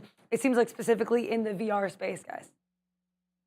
Yeah, well, they can cut space, huh? You can cut back all you want. Meta's one of the stocks that I got after the August 6th dip. And I did sell some for profit, but now I'm just like, where do I get those shares back in? And it just bounced twice off the 50-period moving average. As long as it holds this past Fed, going to add back in. And, you know, it is what it is. Meta's a super strong stock. We'll see what happens after the election. A dream would be some kind of a test of the 200 period, but I don't think you're going 10% down. That seems a little bit ridiculous on Meta. The 50 period, that's now twice that it's held in the last couple of days. But with the Fed coming in and with the election coming in, I'd like to see it hold that. Because if the elections is going to provide an opportunity for better prices, I have no issues letting it do that. So I'll give it till at least Thursday on Meta, but I am looking to buy. I sold about 7%, and I'm looking to get that back in on the Schneid. And just buy and hold, man. It's too good of a stock not to do that. So here comes the 36 level on DJT. I think it might break it back out, in which case, you still at 44s. Well, it's really not threatening higher yet on Fun. But DJT, that is a big, big bounce off the tops. Hawaiian Electric is back open. Why does my drop down not work? It's back open and pressing toward the highs here. So it was a news-based halt, so it's not 5 or 10 minutes. It is trading through the high of the day, obviously, and it just broke out on the daily through the 1070 level. So Hawaiian Electric finally back open up after maybe a 15, 20-minute halt. 1092 did not print. I just heard in my ear, they're like, just halt, reopen, and printing highs of 1092. I'm like, no, you did not print 1092. I can watch it and see it printed to 80s here. So still above that 1070 level, but no break of the 11 on HE. All right. So just quickly there, we got a little bit, offside there because we should have. I mean, it's fine, but IBIT, like we had that bid, and then when it was coming back in, we got out, and then now it's 20 cents in the money when we took that 14-cent hit. So blah on that one, not feeling great about that. We did take an opportunity to get out of DJT when it opened basically back up there at 35. So we're still hovering there. I'm not really worried about this. Like I said, this can pretty much go. This is gonna for sure have to break day's high for me to, to lose on this position. Like I said, the best type of positions are the ones where you're in the money and playing with house money, and that we've done. Look at this SMCI. I mean, is there not, like, honestly, just a little bit of a better trade than that? I mean, we goes upside, we get out of almost all of it and hold a little piece and then get it out for flat before this starts happening. And this is what I'm saying. It's like your outs are just as important as your ins, probably more so, right? I mean, anybody can hit keys. It's how consistently are you actually right when you hit those keys. Here it comes down to the downside right now. So, DJT, my next bid is 34.30s. So here it comes in. We're just being patient with it. We're trying to stick with what we know. And what I know is there is a high short float on this one. So we've acknowledged that. But at the same time, it did a nice rebound. I mean, we rebounded from that 32 area. So DJT there is showing you some kind of life off of those levels. Like we were just, again, within a few cents of getting hit right there. Fortunately, we did not get hit down there. Like we just missed it. We were, again, I told you we're at 34.30 or 33.30. It went to, oh no, we did get hit there, sorry. 34.30, so we do get hit there on DJT.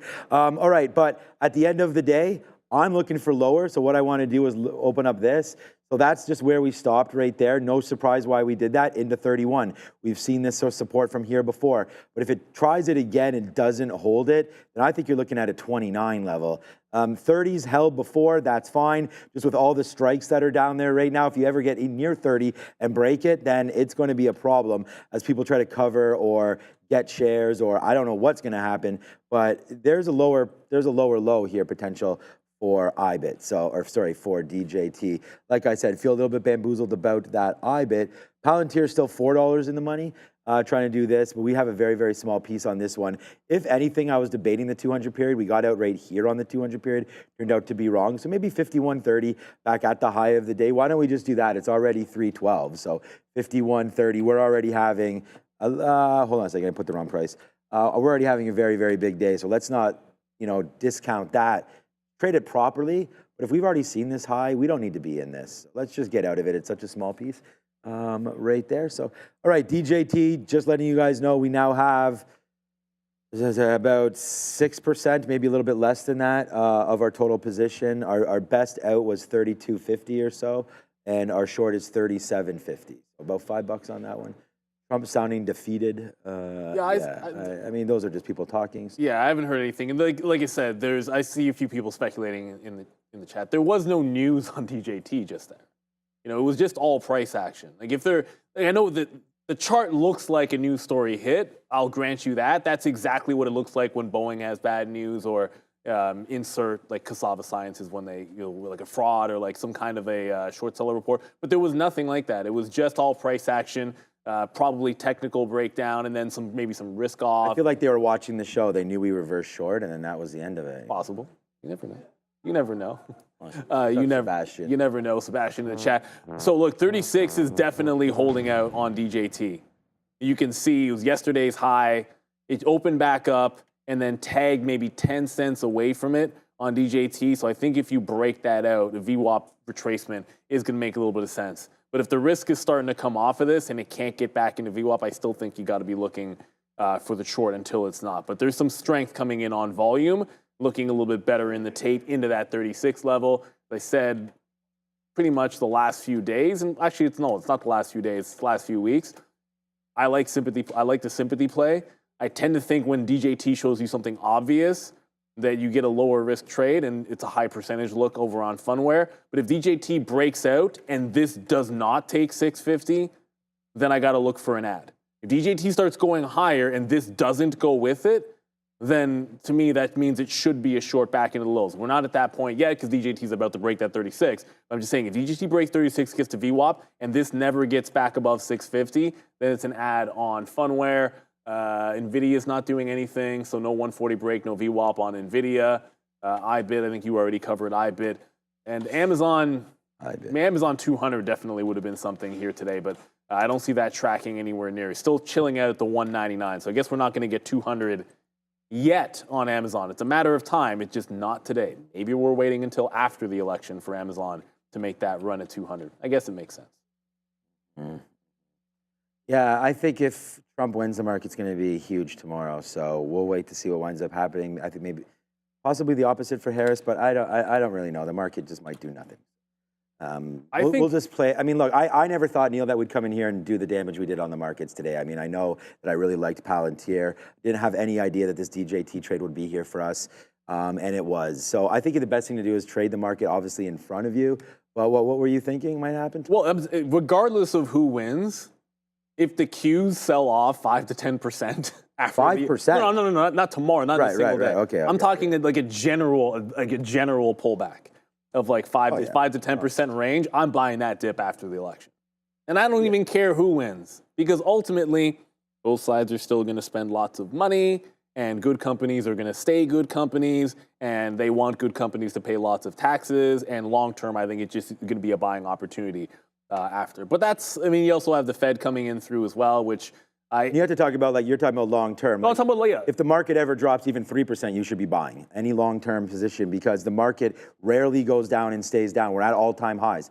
If you bought every single dip 3% down, you would be living large right now. It's hard to time things, you know, so I think that's great. Well, I DCA, so I buy, like, sometimes it's a SPY. Well, it used to be the SPY, now it's been mostly the Qs. I buy like a set amount every single month. The difference I would put in here is if it does that type of move, I'll put a couple of months in on like a technical dip. So it would just be more DCAing than I normally would, which isn't a huge difference. And again, that's stuff that I would not sell, whatsoever. I mean, ultimately, like you said, the market just goes up and up and up, and it's time in the market, not timing the market. Trading is very different from investing. Left brain, right brain. You want to make sure that you separate those worlds. And I've seen traders that don't, like imagine, it is what it is. Like imagine you sit there and you love a stock and it has a great earnings report and it's only going down on earnings like that day on SoFi. You're like, no, but they beat, blah, blah, blah, blah. And then you're just catching bid. You've got to be able to separate those two things, trading and investing for sure. So we're through 36. You're through 36, at least trying to get through that 36 level. So here comes like the bit of a test. If we fail back underneath it, add to Funware. If it presses to VWAP, Funware is still under 650, then add back in as well. So either it presses to 38 without breaking 650 on Fun, in which case I think it's an add on Funware if DJT gets at VWAP, or we just lose underneath 36, go right back under the resistance, and add where we are at currently at a lower high on Funware, which is seeming like it just wants to hold down here. It is SSR, which means you could get a bounce, but as long as it wants to continue to be trend down, I think working to the downside is going to make sense on this. Derek S, DCA always and load the boat during bear markets. Yeah, like when you get crazy events like 08, COVID, those types of events, those are opportunities to just go a little bit different. You'll be a little more aggressive, I think, in the long term in those types of moments. And also, too, like you'll buy some things that you wouldn't normally. Like during COVID, I bought some crap that I wouldn't normally buy because everything just started going nuts.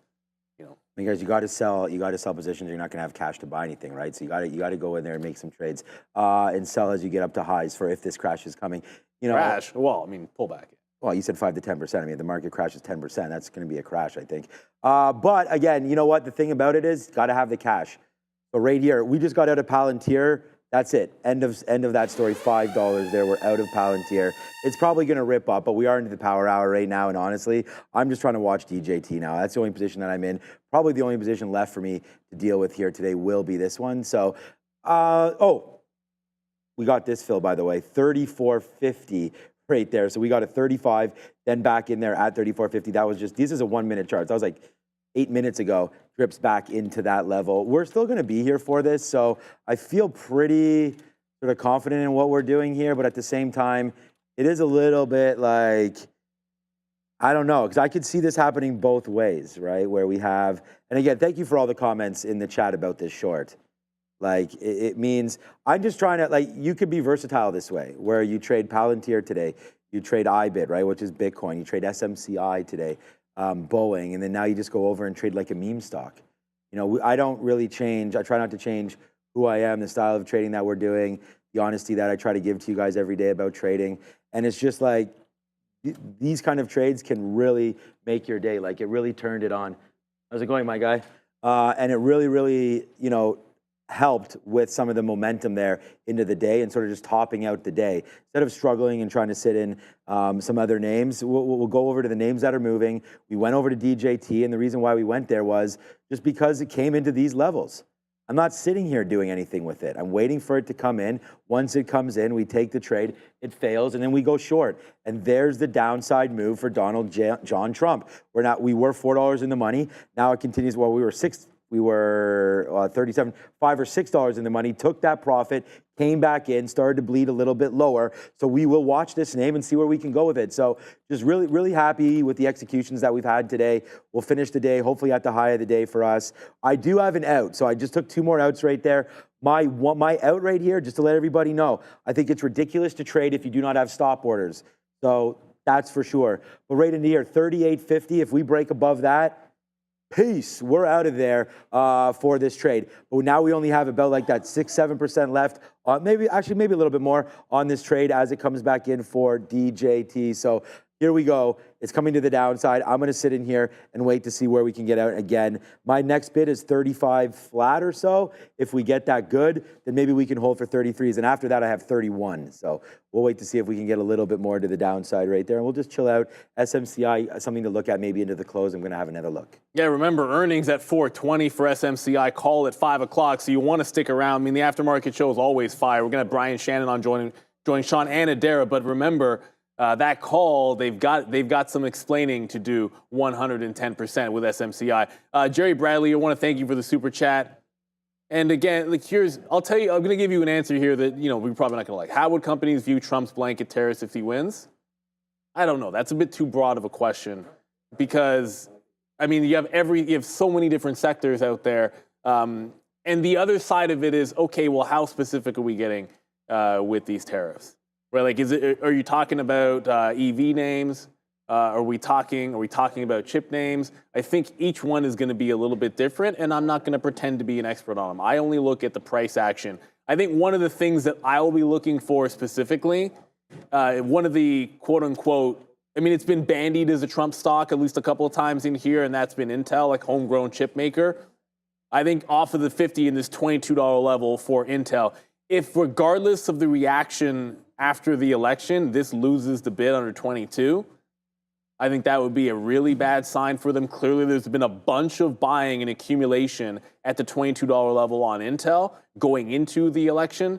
So I think a loss of that level could see some unwind. That's the way I like to look at things. And again, sometimes the honest answer has to be, I don't know. There's one of my favorite sayings of all time is if you care about something, tell them what you think. And if you care about someone else, tell them what you think. If you care about yourself, tell them what they want to hear. So you probably wanted to hear some expert answer on tariffs. I don't have one. But I am looking for price action on some of the quote-unquote protection type names. I want to just play off key price action. I know Intel is going to be one of those at 22. Speaking of Intel, it just went right in. I still have my stop just above the 40 level, but it bounced off VWAP. So on the roll back underneath, given how late it is, and again, this is not a new trade. This is one that we've been sitting in since it broke down that 2340 level at about noon. It looks like it only wants to get into VWAP. So I'm going to get bids out in front and then just cover this one in front of VWAP. The only trade I put on was Funware in here. And this was, obviously this will be aided by DJT. Like I don't think this goes SSR and down 10% unless DJT goes into a halt to the downside. But it was that initial volume spike on DJT that happened in here. Like there was a volume spike, lost VWAP, and that was the impetus to just go over and trade fun. There was no news on DJT or anything like that. Sebastian, glad you like that quote. It's one of those, I wish I could tell you who said it. I cannot say that that is my quote, but I don't memorize who came up with it, but some wise person came up with that quote, and I've always lived by it. I think it's a fantastic one.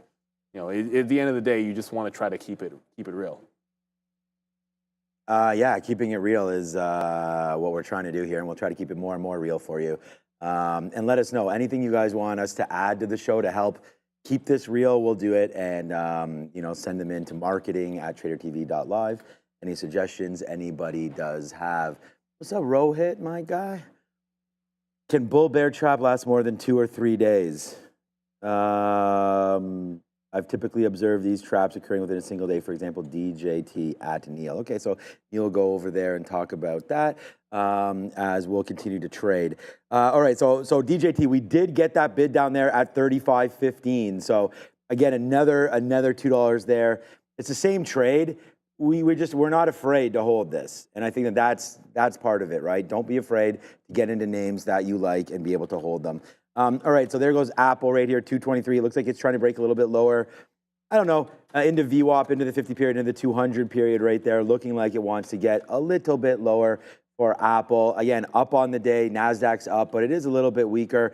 Some of these big names have not performed well since earnings, so watch out for that. Let me check out what the TAN ETF is doing right now, this solar ETF coming in. So this sometimes, again, this has been known as sort of like more of a democratic play, I guess, as this continues to go to the upside right there. So there goes 10. Again, nice little move up there. And then we have names like URA, which would be uranium. This could be another one. And this has actually pulled back quite nicely. I might actually dip into some of this uranium ETF right there.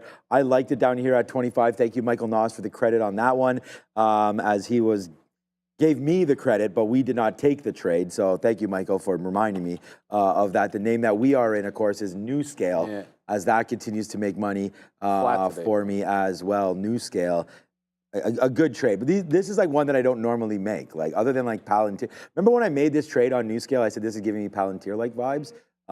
Since then, there's more, more activity on it. Let's wait to see what happens with SMR. Okay, and then, of course, oil, we can check out from USO right now, see what that is doing exactly now into the close here for United States oil. Potentially a good name to look at for election jitters or whatever. Relatively flat. Of course, we're closed now at NYMEX 230, so you get some moves there. Now it's kind of just hovering around as we get ready for 330 on board right now. So still a half hour into that, and then let me just check out what Kalshi is saying as the betting site looks to give some kind of odds for this one. So this is what they are saying. So right now, Kalshi looking like it is still Donald there, but you never know. This is just where the money's running to. We'll figure out if and when that changes. I'll keep showing it to you, but I don't think it will.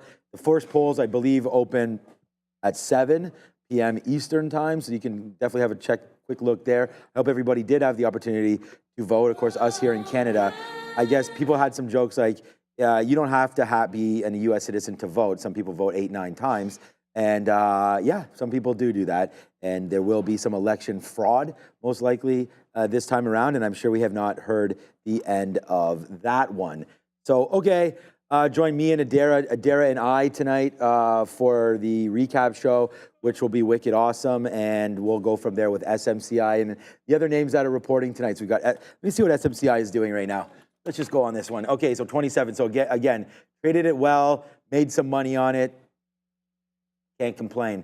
Nice move there, got out for free, and now it fell back in. So we'll wait for SMCI. I think SMCI is a long So that's their Lumen reports tonight. So the expected move on Lumen is 17%. So this Lumen had a move of 32% last time. Join me tonight as we go over Lumen earnings expected immediately at 4 o'clock. CPNG, of course, coming through as well. Coupang coming with earnings tonight. Expected move of just 3%. Sorry, 8%. Last time moved 3%. This Chinese name, well up, man. Really, really doing well. Coupang. Pay attention to Coupang, everybody. Devin, okay, BBAI coming through, SMCI. And then Adair sent me a note here, and, you know, What? Is AMC reporting on Market Chameleon? They do have it. So there is some things here. Is SMCI reporting, or sorry, is AMC reporting or not? We never ever know about some of these days. They go back and forth, but I don't think that will be happening. We did have a move up in GameStop. I mean, we could double check that if anybody in the chat knows anything about it. Dara's been looking and saying there's different news sources, I guess, they're reporting different things. But GameStop, nice move to the upside right now. GameStop is one that, look, I mean, it's not to say don't sleep on this, but honestly, like, this has been trading quite well over the last little while, trying to hold this $20 level. It's done that nicely. It's held $20 since August, now up to 23. So nice little, again, couple percentage points higher, 15% off those lows. GME continues to work, to be honest with you. So there it goes, nice upside move for GME. And I thought they were tomorrow, AMC. Could be tomorrow morning. I think don't they normally report before market? I think so, but Smart move, Khalik Khan. I didn't see them in Earnings Whisper, but I mean, I just scanned it very quickly. Trade Ideas has the 6th, and then has post-market. So for what it's worth, Trade Ideas says tomorrow Aftermarket. I did want to get to the super chat for Rohit, and it was just, here, can a bull bear trap last more than 2 or 3 days? I've typically observed these traps occurring within a single day, for example, DJT. I'm not a charter market technician, but I don't see why. Like, because a bull trap, just to me, just any kind of like a consolidation or a breakout pattern that traps longs and has a reversal. I mean, a stock, and again for DJT, I know the bull trap lasted this breakout and then it just gave one consolidation higher, but this could have gone sideways for a couple of days and then rolled over. It could have done that for a week. It's not like I've never seen that before. So I think that more traps probably tend to have a bit of a shorter time frame in there because it's a sign of weakness that there wasn't enough buying to hold it, and the longer the consolidation, the better the break. But I don't think it's exclusive to 2 or 3 days there. But the logic being is that if it's a strong stock and it's giving you a bull setup, that it should make a breakout and make a move off the bottom at some point. Otherwise, it's more likely you get trapped. It's 3:30. We'll get a look at the early imbalances when we come back from Adara and some sector watch. We're going to take a look at the larger movers in the S&P 500 to the upside and the downside. Because we're so up on the market today, I wanted to take a look exclusively at downside earnings moves for the segment. Also with regards to AMC, just to mention, so I found that on Market Chameleon, they're expecting a 5 p.m. conference call. Now, Earnings Whisper has them reporting tomorrow evening, but I found generally if it's between Earnings Whisper and Market Chameleon tends to be more accurate. That's why I had it in those notes with question marks. I am unsure, but I was seeing that, so I thought it'd be worth it to mention that just in case. So be aware potentially of AMC earnings tonight or tomorrow. With regards to these earnings names to the downside, though, we do have Wynn Resorts down about 10% here in this day one move. They missed on earnings per share and sales. Well, they did raise their dividend, raise their buyback program here quite significantly. Initially around $244 million. Now their buyback up to $1 billion announced there during their earnings report yesterday after the close. We also have Fidelity. This is really interesting. FIS, I only found positive analyst notes on this. We have RBC Capital saying that there's a lot of optimism right now in the space. Morgan Stanley, JP Morgan, and a slew of other analysts raising their price target on the stock. They beat earnings per share and sales estimates, but they're down about 3% of the day for FIS. Last but not least, we have Archer Daniels Midland, ADM. This one's a little bit embattled. We know earlier this year, there's some announcements about some investigations. ADM lowering its guidance, actually now saying these are supposed to be its Q3 earnings report. Basically, they ended up reporting preliminary Q3 earnings, saying that the actual report is going to be postponed. Preliminary, though, not great. They're missing on earnings per share compared to estimates and lowering its EPS guidance for 2024. So bit of a miss here for ADM, guys. Wow. I didn't realize that ADM filled in that disaster gap and then came all the way back in to make fresh lows. On the sorry, ADM 330. So we'll get there a look on the imbalance in a second. But I didn't realize ADM had filled in this entirety of the gap, got to the 50 period on the weekly, and you just broke the lows one more time. They're really taking it on the chin, ADM. So with past 330, still trail at, you know what, now the bottom, I think the bottom just got put in again here. We're back at 36 on DJT. It feels like another bottom. I thought we'd get low of the day, but DJT is catching a little bit of a bid here. So if we can get a push back down into the mid-20s, I think just makes sense to get out. It is 334. Early look is actually Lumen. Enbridge is there every single day and doesn't usually matter. 2 million to the sell side on Lumen, 1.8 million to the sell side on Chewy, and you a 1.8 million buy. Pfizer, we usually pair off, not a big deal. Same thing with Verizon. I think NU, Chewy, and Lumen worth watching here. Lumen's a cheaper stock. Notionally, Chewy's probably going to be the heftiest of those imbalances. 1.8 million sell. That's a third of the day's volume here on Chewy. It's done 5.4 million, 1.9 million to the sell side. It is up a couple of points today. Wow. We know Roaring Kitty obviously sold off a little bit on this one. Yeah, so this one's an interesting one for the imbalance here on Chewy. Double top action with a sell. Axel, Nvidia failing to break VWAP. Nvidia's been looking pretty strong. Probably not going to get through. It's a little bit late for that breakout. I want to take that break. You know what? No, it's only 335. If it's past 340, no. As long as it's before 340, I'll still look for that 340 break, just to press in the scalp trade into the high of the day. We still want it to get above that 140 level here on Nvidia. Don't want to give it up just yet. Once it's past 340, I will cancel that breakout, though. Yeah, some girls can't make it tonight to the practice. Dry practice. All right, let's have a quick look here at what we're doing. Yeah, so far so good here. If you guys are just joining for the first time, it's been a great day here. And I want to thank everybody for watching. And that's the first and foremost, obviously, as we continue to trade for you every single day. And oh boy, oh boy, oh boy. I initially picked up my phone to have a quick look at my Palantir account. But yeah, about that, Palantir right now is absolutely rocking through 51.50 and trying to get even higher than that right now. Huge movement, up 25% right now for Palantir. And the thing is that, you know how I found this stock? Not from eSignal, but I think it's a great idea that if you want to trade smarter, not harder, that you do scan that QR code right there below and get involved with eSignal. Again, analyze, strategize, do all of that in one platform. Get your charting tools in one place. You can connect your broker to it. You can get all the screeners. It has programmability to it. Charts that change the game. Background testing, scanning. It has tick replays. It has tick charts as well.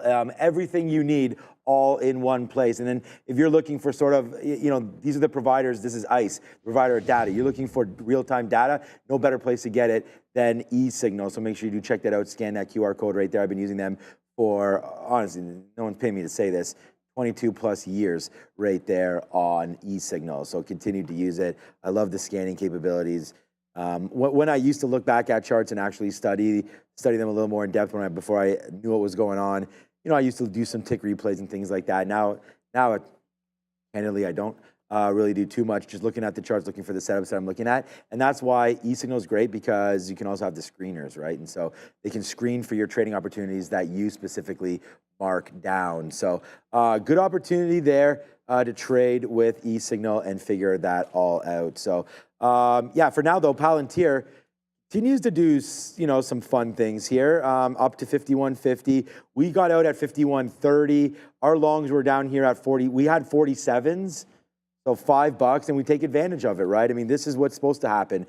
Palantir on a day like today should be your #1 stock. It should be, you know, there for damage, and that's what it was. So Palantir, again, good day today. We'll see if we can trade it again there tomorrow. But for now, we're just on DJT.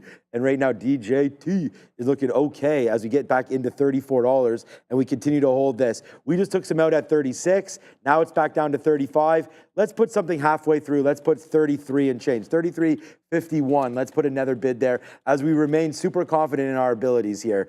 We've called this. We talked about holding on to it. DJT to the basement right now. Looking for big trades. You found it right here, man. We had Tesla, huge trades yesterday. We have Palantir today. We have DJT right on here for you right now. We had iBit earlier with a big, huge move as well. Make sure you do hit that like and that subscribe. And don't stop it, man. Just keep on every day. Come back. Even if you're not watching it, set it on your phone. Hit the like button. Come back. Do it over and over and over again. And then not only that, share it. Say, you know what? I found the best day traders in the world.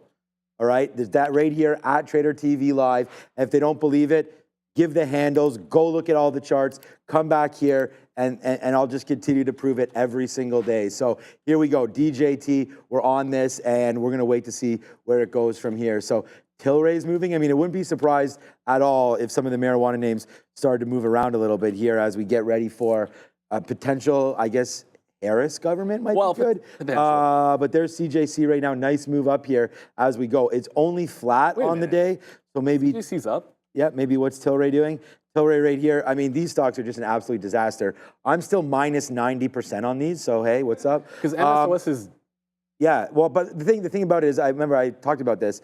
I did get some utility out of it, rolled up the stock certificates and smoked them. So that was the one thing there. But right now, Tilray, if you still own it, yeah, hey, good for the join the club. Especially, look, man, you got eye issues, you get headaches every now and then. No, MSOS is down 4%. That was the first thing I went to when someone said the wheat stocks are moving around. So MSOS down, okay. I know Sundial reported, but I'll be honest, I didn't even look at Sundial when they reported here today. I think that'll be a post-election type of trade. Let's see what actually shakes out, and do not fall into the trap of getting locked into an assumption that, oh, if the Dems win, this stock should do this, and if the Republicans win, the stock should do that. At the end of the day, price is not going to be wrong, and you just want to trade what's out in front of you. If something doesn't do what you're predicting, but then trends all day long and gives you typical setups for that direction, well, your bias of this is what fundamentally should happen, who cares? Especially in short-term trading. We've all been wrapped up in that. So just don't get. I feel like if you get locked into that, you'll get into some trouble. It's like basically saying I'm only going to go long if a stock had great earnings, and ignoring the fact that maybe it gets dumped, like the most recent example, and that's what always comes to mind, is SoFi. So until there's something else that does that, it'll be SoFi that comes to mind. So with that last push down on DJT, I just took out Fun, and it got to about 630. This is going to be SSR tomorrow, which makes it a little bit interesting. If DJT ramps, Funware is going to be short sell restricted tomorrow because it ticked 10% down. That usually makes stocks a little bit more fun when they start ramping to the upside. Of course, a lot's going to have to happen, I think, to turn that one into a long. Intel's going to try to go to VWAP. I did just cancel Nvidia 140 break because Nvidia is not going to break 140, as you can clearly see here, and it's past 340. So we are selling back in, and this is with the NASDAQ not even doing anything. Nvidia is pulling back into VWAP. So essentially just the one Funware trade. That's okay. Risk 7 cents. The last out, we're going to get 30s on it for about 3 to 1. And tomorrow, I think you're going to start in a couple of places, in the same places you would have looked today. I think you start with things like start DJT Fun and Palantir, because those are the biggest movers. And if you're in Astera Labs, then I think that one as well. But I mean, that wasn't really much of a trade here for anyone on the floor, but that was a great earnings play as well. Probably worth a look. Huge volume. Another AI name. Probably disrespected a bit. Okay. So we just had a drop into 34.50, 34 flat actually, 34.12. So I'm now bidding 34.30s. Okay, so we're gonna have to try to take some more out here on DJT.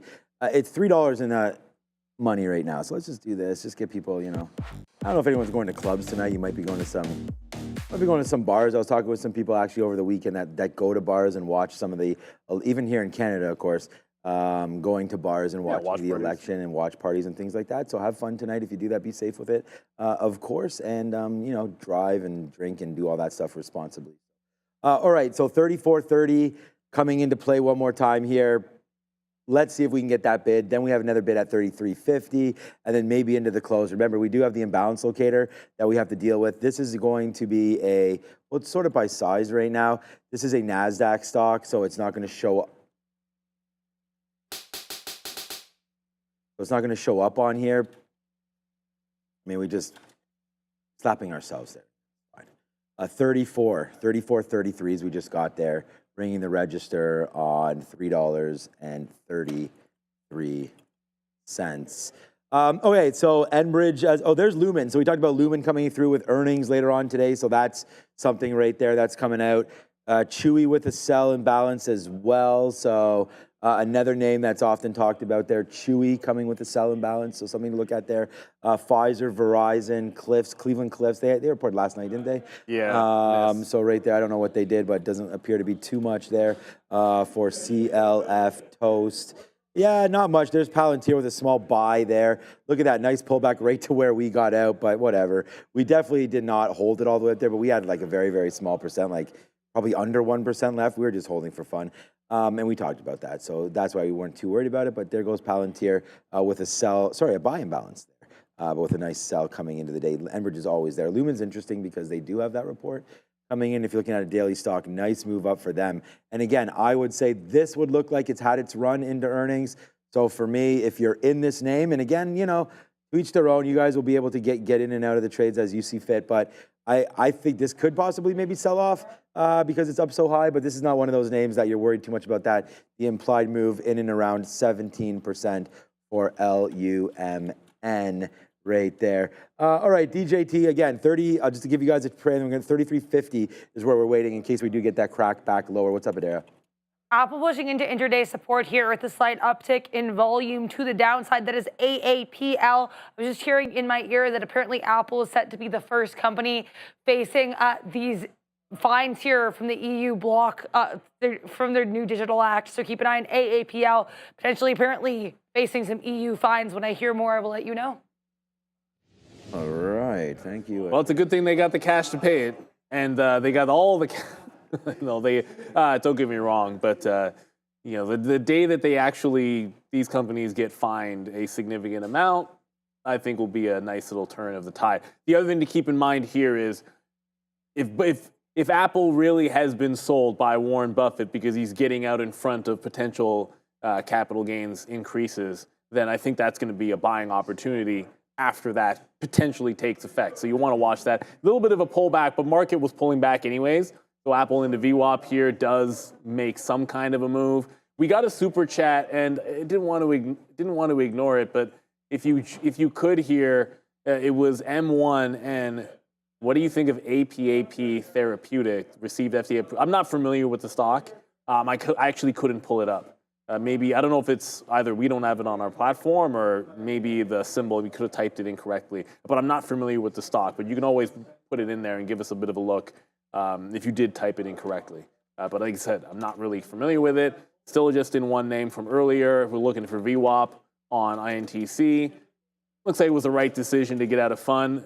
That last push down DJT into 34, didn't really participate. It just basically held on. So it's no longer moving much in sympathy. It is going to be short sell restricted tomorrow, which does put it on the radar for bounce plays to the long side. Of course, that's probably only going to be valid if Trump wins. Right. I mean, if Trump wins and Funware is SSR, I mean, it's not going to matter. It just makes the trade a little bit more enticing than it otherwise would be. Let's see what happens here. Anurag saying, does it make sense to go long VIX before the close? I've done no analysis in terms of, okay, well, what does it mean for volatility, one party winning over the other? I do think you might get a spike, but this is not the same to me as the first time Trump ran, and the futures went limit down overnight. That was a very unique situation.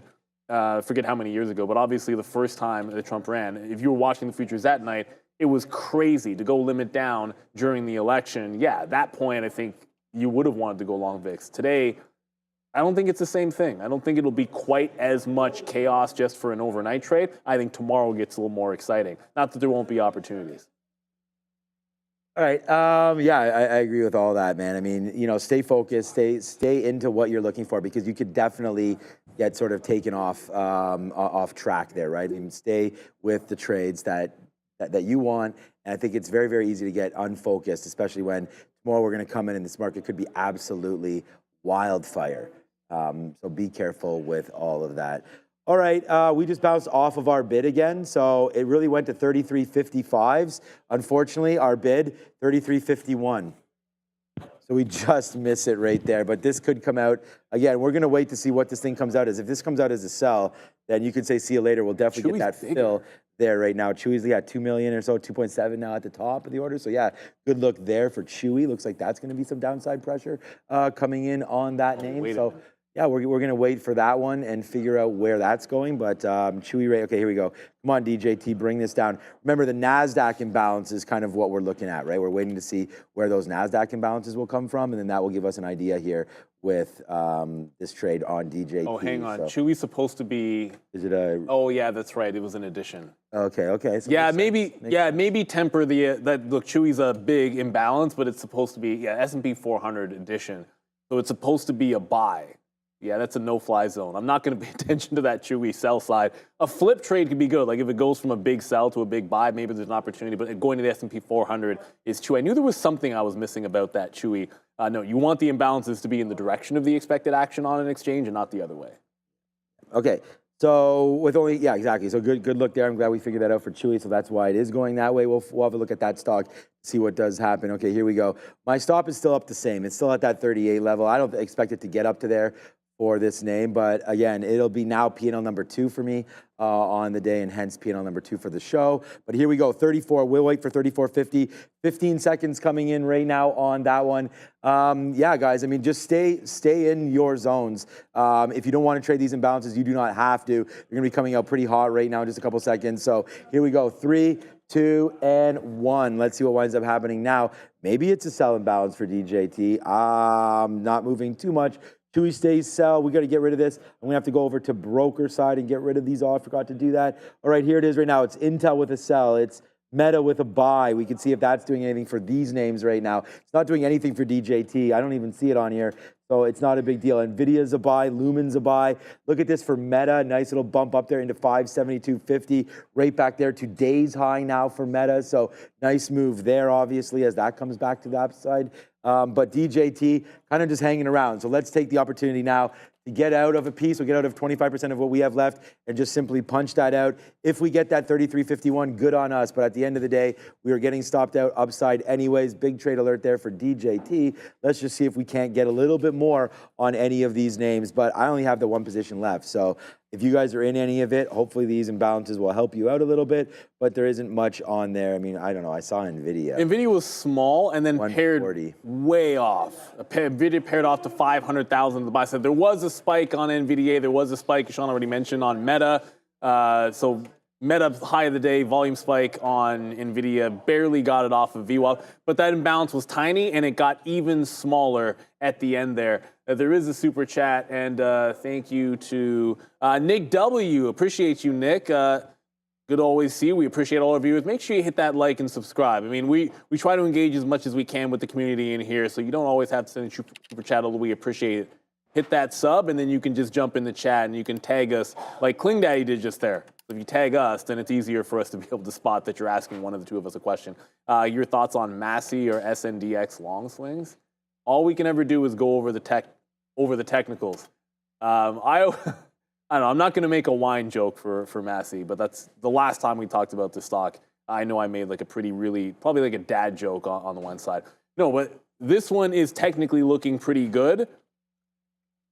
What do we see here? Earnings aftermarket. With all things, obviously you have to temper expectations. It has a good short float and a good days to cover, 7 and 7. It is already breaking out on the daily at 150. But my look for technicals is it doesn't matter that it's above this resistance, 148, going into earnings, because after earnings, you could have one swing down and then you're testing 140 or the 50 or the 200 period moving averages. So it just needs to hold out here. It'd be a much better trade. If it was doing this after earnings, yeah, I like that technical break. But technical break doesn't mean anything 10 minutes before they report. You know, all that can get thrown for a loop. Hold above 148, and it looks like a good long. But everything does change when you have the earnings come through. You want that continuation play. And it's not to go back to the Palantir, but I think sometimes the most fresh examples are the best ones, and the most extreme examples make the point the best. Palantir would have been a breakout through that high regardless of earnings. But when it does it and gaps over and holds above, after, it's just that much better. So yeah, you might have been looking for that breakout regardless, but when it's confirmed after the earnings, you'd like it a heck of a lot than minutes before, which I'm never really all that involved in. So Nvidia making a bit of a bounce here. We only have 7 minutes to go in here, and looks like Chewy's still a sell. So I don't know if it's even going to flip, but it is expected to be an add to the 400, so it's supposed to be a buy. But it's still 4.5 million to sell in 90 seconds at 355. Usually get a major pairing event. I would suspect if we're going to see Chewy go to the buy side, you might see it either at that time or a little bit closer to the close. But like you are seeing it sell off in here, not something that I wouldn't want to chase when you're expecting a buy. I'd be hands off. Yeah, difficult times here to trade with the imbalances. But okay, so we're getting, I might as well, I mean, there is some size here. I wasn't really saving this for anything. I was just like, you know, we might as well start to get out a little bit. So there's another out at 35. I mean, this is still $3. So we'll just, there's some size there. Looks like it wants to break it again. I mean, here heading into the close, there's not too much left here today. So with only 5 minutes left, let's go see what Adair's up to. Getting some more details here in that Apple story. In case you missed it, basically we're hearing that Apple is set to face its first fine under that new EU Digital Market Act. It's related to anti-competitive practices with regards to the App Store, specifically not allowing app developers to direct users to alternative deals outside the platform. We've heard similar things from Apple and Google as well. This penalty also follows a 1.8 billion euro penalty they recently faced with regards to similar violations with Spotify, if you remember from a few months back. And it's also worth noting here too, under the Digital Markets Act, or the DMA, the EU regulators can fine mega tech companies up to 10% of their global annual sales violations. So this is not necessarily small potential penalties here. Apple and other Meg 7 or big tech companies can face up to 10% fines here with regards to their global annual sales. So keep an eye on AAPL. That is the gist of what's happening here with that Digital Markets Act in the EU. Thank you very much there, Adara. Apple still trying to shake it off a little bit. We have, well, 355 did hit. Chewy actually stayed. So it's still a sell imbalance. A little bit weird, but it still has time that it could pair off. Doesn't mean it is going to. Just a possibility for sure. GB slice, BA for a swing trade. Strike is over. Election tonight is all I got to say for Boeing swings. So like they sold it off. Like, see, you couldn't even hold a 50 period today. But it does have a bottom here at 145. So they have some cost certainty. They're going to get production back up. Obviously, they couldn't do that with the machinists on strike. But this is one that I think looks really, it could look really good with a Trump win. But I think it doesn't necessarily matter. The good news is in. Let's see it actually make a bounce and react positively. And a lot of times these technical levels, like they can matter. When you have a big event, they don't matter right before. They start mattering again after. So if all of a sudden, you know, we're back above 157 after the news and after the election, I'm still looking for a breakout, but it never caught a bid above that breakout price. Like this was 157. It was the easiest no-fly zone for me. But, you know, Boeing's still managing to hold some bottoms, at least temporarily speaking. I do think it does have a turn in it at some point. I'll be on one in a couple of days. I think we're on a 747. I've never been on a 747. I think it's going to be my first time on a 747 on Saturday. Interesting. Yeah, I don't know. I can't remember what we're flying there. All right, $34, $33 right now coming in. So we just got another out for this. This is we'll end the day here with a 1, 2, 3, 4, 5, not just $4 winner on this one, as DJT looks like it will close in and around. We still have that. Oh no, I actually canceled it.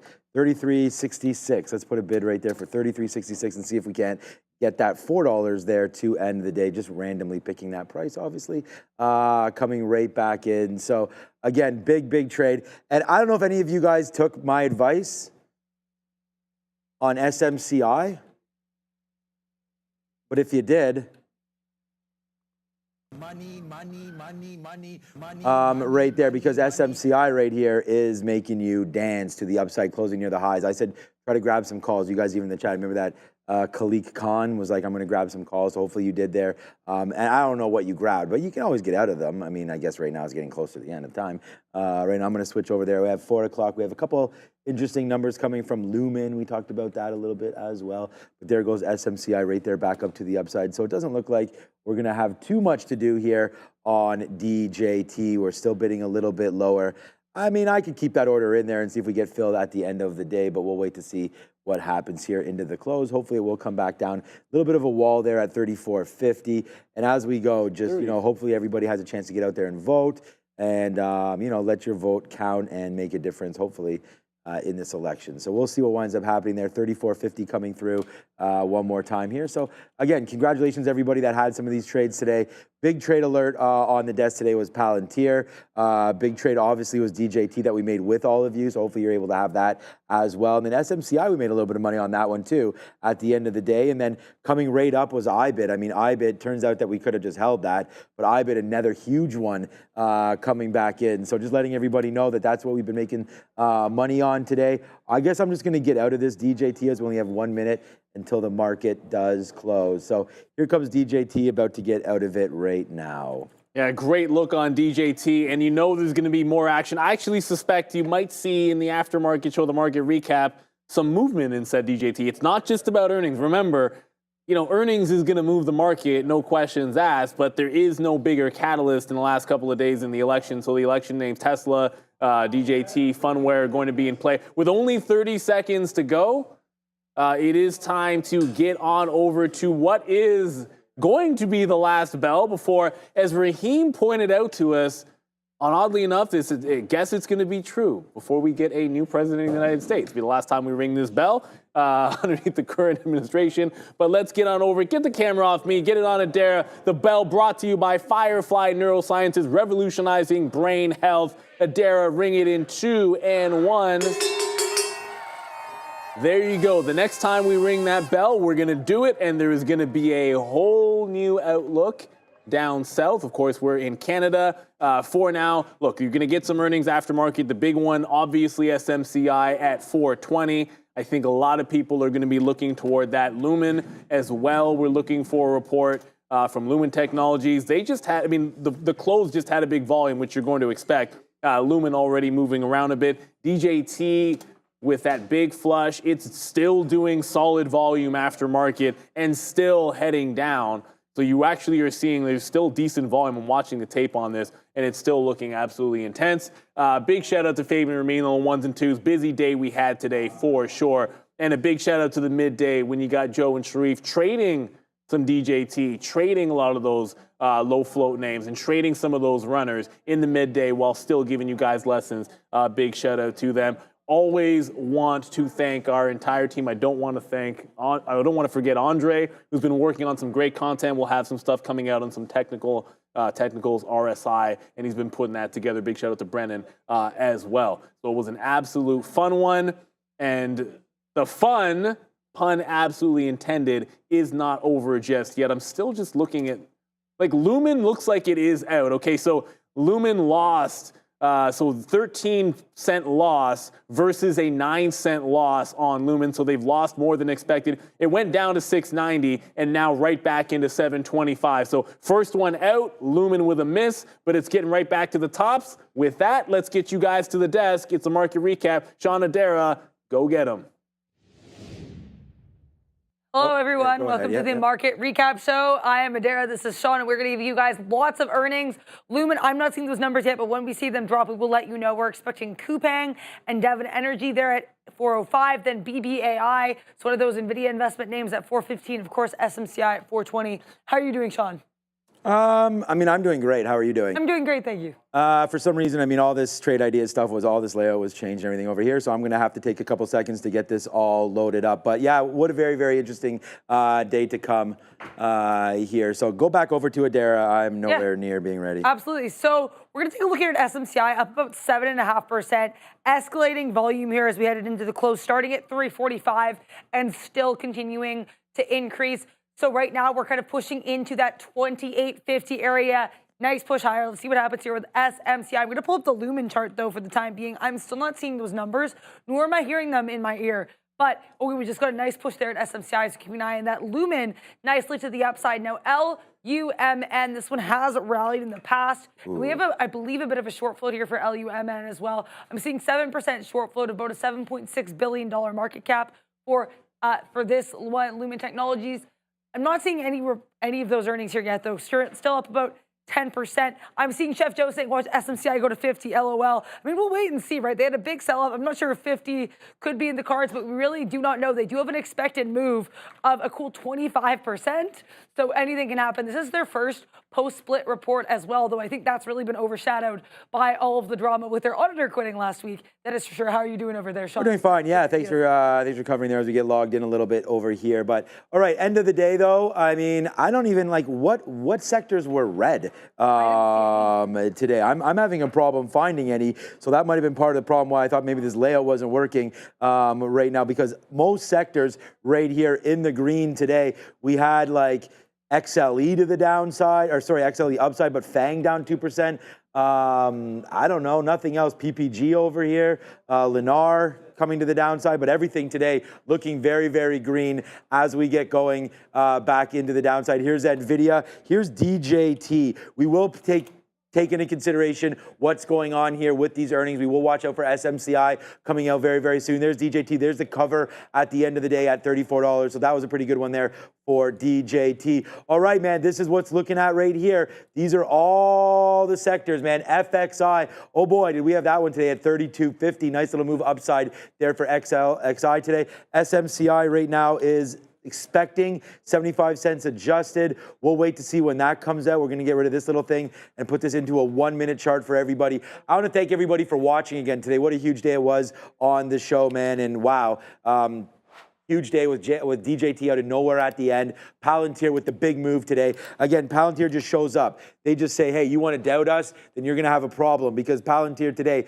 up 23%. And again, such a name that we've been in for a very, very long time.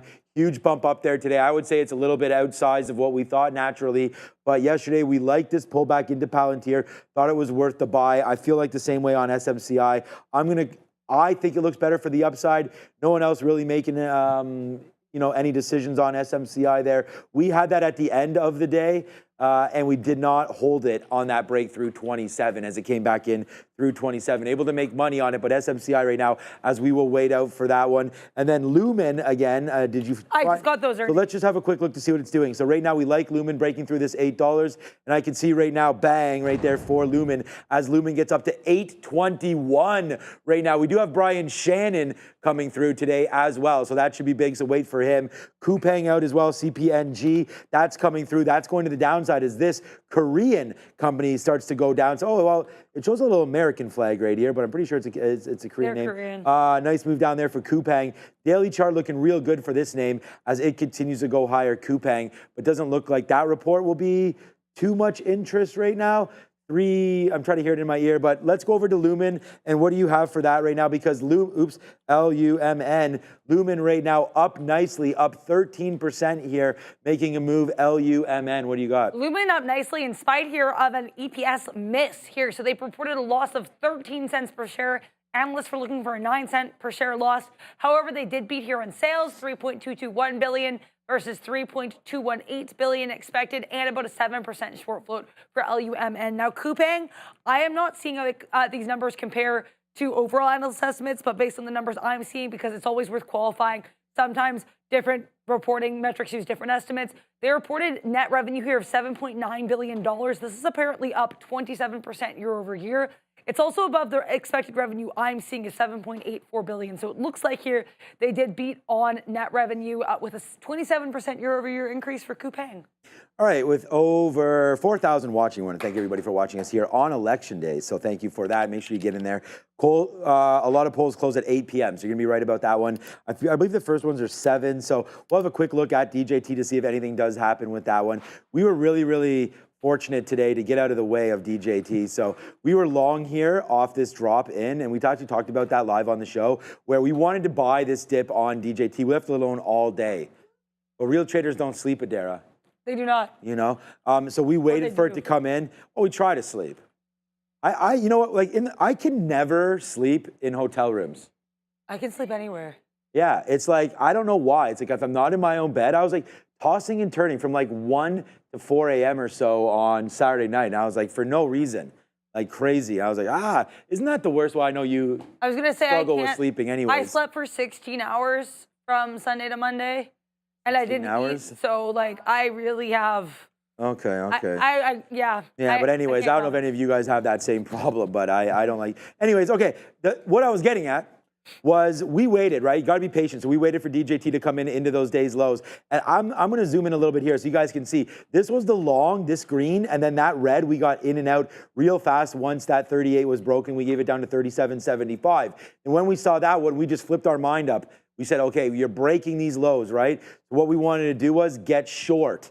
So as we break those lows, we just have a little worry that, hey, if we're going to go lower, is it really going to hold this 37 area, which is that first area that we got out? Then it just started to collapse in. Then all of a sudden we got a halt, then a reopen, and then 33 came once, twice, $3, $4, $5, $6 winner right there to the bottom there. And you're only going to find that here. Nice move to the downside. Basically the biggest move of the day, we almost had it top to bottom. And then, yeah, we could have reloaded it there. We were uncertain of what was going on. And then it obviously falls back into that downside. So that is what DJT is doing. All right, SMCI, just a quick little look on this one. I like the long, and I've explained this before. I thought this name has gotten hit too much. And again, what is too much? Well, it's in the eye of the beholder. But if you're going to look at it right here, here's SMCI. Our charts don't do a very good job of the split adjust. So there's the split adjust right here. And look, we know the problems at SMCI. There's been whistleblowers. There's intercompany like sales that they're wondering about. We did have Hindenburg and maybe another one. Maybe it might not be Hindenburg. But, you know, some of these sort of bear cave reports coming out on them. And then we heard that Ernst & Young dropped out of being their accounting firm. So there you go, their auditor. So now we wait to see what earnings are. I believe earnings will be fine. I'm not sure this has anything to do with the actual business itself. Obviously, there's some accounting issues right there, but that's the push down. Now, remember, we already dropped in from $50 down here to 24 and change. So is there a chance that, yeah, maybe SMCI does have something good to say about their business and we do climb back to the upside? And then Adara, of course, we wait for 5 o'clock. When we get more news about what exactly they're doing. The business update call. Not the earnings call, the business update call. The business update call. What in the world happened with Zcar? I guess a big name there.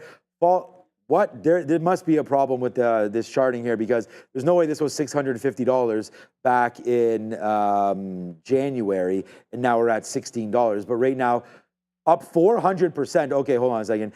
Zcar right now, nice move up there today. I'm surprised I didn't see this earlier today. I know Neil was mentioning, and you had some stories on Zcar today as well. But there's the nice move, continuing its move in the after hours right now.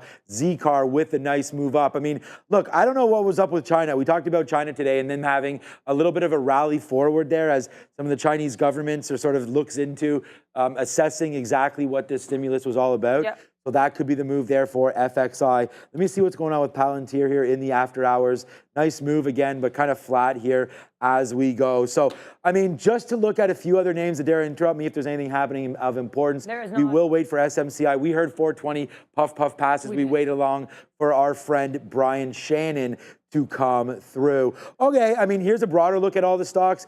I don't know if we can sort of zoom in maybe on this part here to the downside, if that's at all possible, or this sort of Nvidia, 3% today. Broadcom, nice opportunity there in the electronic sector. It's in the electronic technology services area. Retail trade, Amazon today, Walmart today. I mean, everything. I don't remember the last time, honestly, that we looked at a sector board and saw every single ETF up. Is there one that's down? Maybe we could try to find that. Maybe MSOS, I don't know if that could be down there. Eli Lilly flat, J&J flat. Obviously, healthcare is going to be, again, another name that's very specific to what's been happening across the border tonight with that election. Again, everybody, try to get out there and vote if you can. Try to just have your vote count, whether or not it does or not. That's you know. All right, Tesla, 3.5% today. Nice move there. That could be Elon v. Trump. Like that could be some sort of relationship there. Oh yeah. Right. And we'll see if. I mean, Elon said that he'd take a position if Donald offered it to him. Well, did you see too? Apparently, New York Times is reporting he's actually going to be spending election night with Trump in West Palm Beach. Really? Oh, at Mar-a-Lago? Reporting. Mar-a-Lago? Apparently, yeah, okay. that's what I was seeing here circulated quite a lot on Twitter vis-a-vis the New York Times. Again, who knows if that the veracity of that, but that's what I'm seeing reported there. Little Elon and Trump hang out tonight. He wanted to be the sort of like the director of, I think it was something about government efficiency. Oh yeah, the Doge hat, yeah. Something like that. Who knows if that was a joke or not? Either way, it was very entertaining and it's been a meme. He better not do anything like that in my opinion. Also, I'm seeing some stuff about Apple here really quickly. Oh. Nikkei reporting that apparently Apple has asked Foxconn to produce some servers in Taiwan. So just a bit of Apple Foxconn news. Not sure if that's going to move the needle for Apple. But again, Apple also got hit with that potential DMA fine we're hearing about here. That's going to be its first fine under the new Digital Markets Act in the European Union. Bang, good one there. Yeah, and you're 100% right. It is not having any effect on Apple stock, but thank you for reporting that, as it is the most held name in the world. Did you know that? I did not. Most held name in the world. There's no other stock that people own more of other than Apple. Like you may know, like just as a individuals. Like in general. Right, so you have like a group of 100 people, maybe 50 of them might own Apple. That's very interesting. I like that. You know, I'm not sure about those stats exactly. As we go, oh my it. God, has Brian been watching? I mean, I just see Brian in the room here.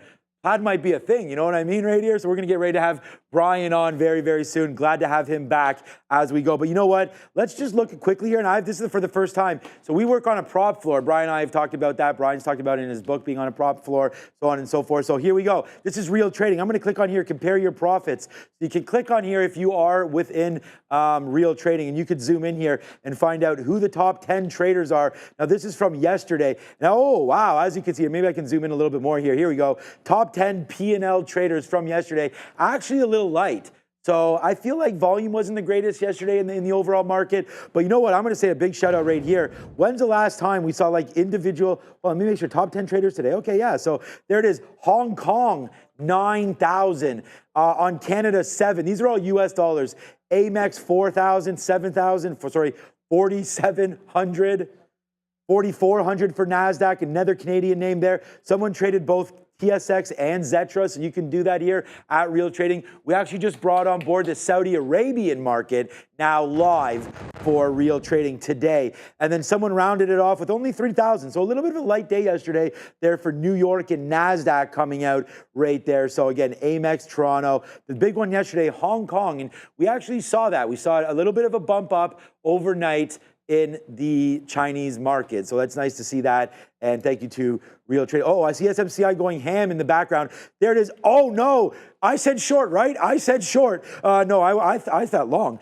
There's a fail right there. Bye-bye Super Micro. Super Micro El Tanco City right now down to the downside. And my good friend Brian Shannon says, you do not trade a stock until it is out of the penalty box. Right now, SMCI continues to be in the penalty box. And actually, it just got a 10-minute major right there. And here it comes right back up to the upside. SMCI, you're not going to see live level 2s like this anywhere ever. $26 right now, SMCI. Here's what it looks like right now. It drops down to $23. Were you there with a bid? If you were, you're now in the money, $3. Nice move to the downside. Adara's going to get these numbers for us and give it to us immediately. There goes SMCI, 25. She does have them. Over to Miss Adara. Before I say anything, I want to clarify. I'm reading their official release. They're saying preliminary Q1 2025. So it looks like these are not the actual results. It's the same thing we saw ADM do this morning. They're expected to report their results, and they report their preliminary results, which in both ADM and SMCI's case is a bit disappointing. So SMCI here, actually, interestingly enough, providing their own guidance in addition to these numbers, saying that they have preliminary Q1 revenue $5.9 billion to $6 billion compared to its previous guidance range of $6 billion to $7 billion. To say that's a miss would be a bit of an understatement. They're seeing apparently GAAP and non-GAAP gross margin of roughly 13%. GAAP diluted net income per share around 68 to 70 cents compared to their previous guidance of 60 cents to 77 cents. Then non-GAAP net income per share apparently 75 to 76 cents compared to their previous range of 67 to 83 cents. Now, here's maybe the bigger thing. They have a Form 10K update section of this report in which they say that they really have no update on the Form 10K. They said that they remain unable at this time to predict when it will be filed. So we still don't have our Form 10K. That was for the fiscal year ending June 30th, 2024. So this Form 10K still very much delayed with no ETA, guys. All right, there goes SMCI right now. Thank you, Adair. Wow, mouthful right there with those earnings. Yeah. So thank you so much for going over all of that. And SMCI, someone in the chat goes, she gone. And yeah, right now she gone to the downside SMCI. And if you're going to look at a daily chart, I'm going to flip over in just 1 second, Brian. We're going to call on Brian. Let's maybe ask Brian about anchored VWAPs and stuff like that, but I don't know if it's going to matter here for SMCI unless we pull this thing back to a 40-year like Intel. We are way down right now. The only thing is, if I change this over to a weekly chart, there is a good opportunity to have a look here because you are right at a bottom right now. I would say my initial thoughts here, and we were wrong, we're not in SMCI. I thought calls would have been the right thing. It looks like puts were that thing. But right there, it's not even moving that much. It's down 7%. But at the end of the day, it's running into something right here at $22. All right, it's been a while. But he's back. Guess who's back? Back again. Tell a friend. It's Brian. Let's bring him on Trader Talk.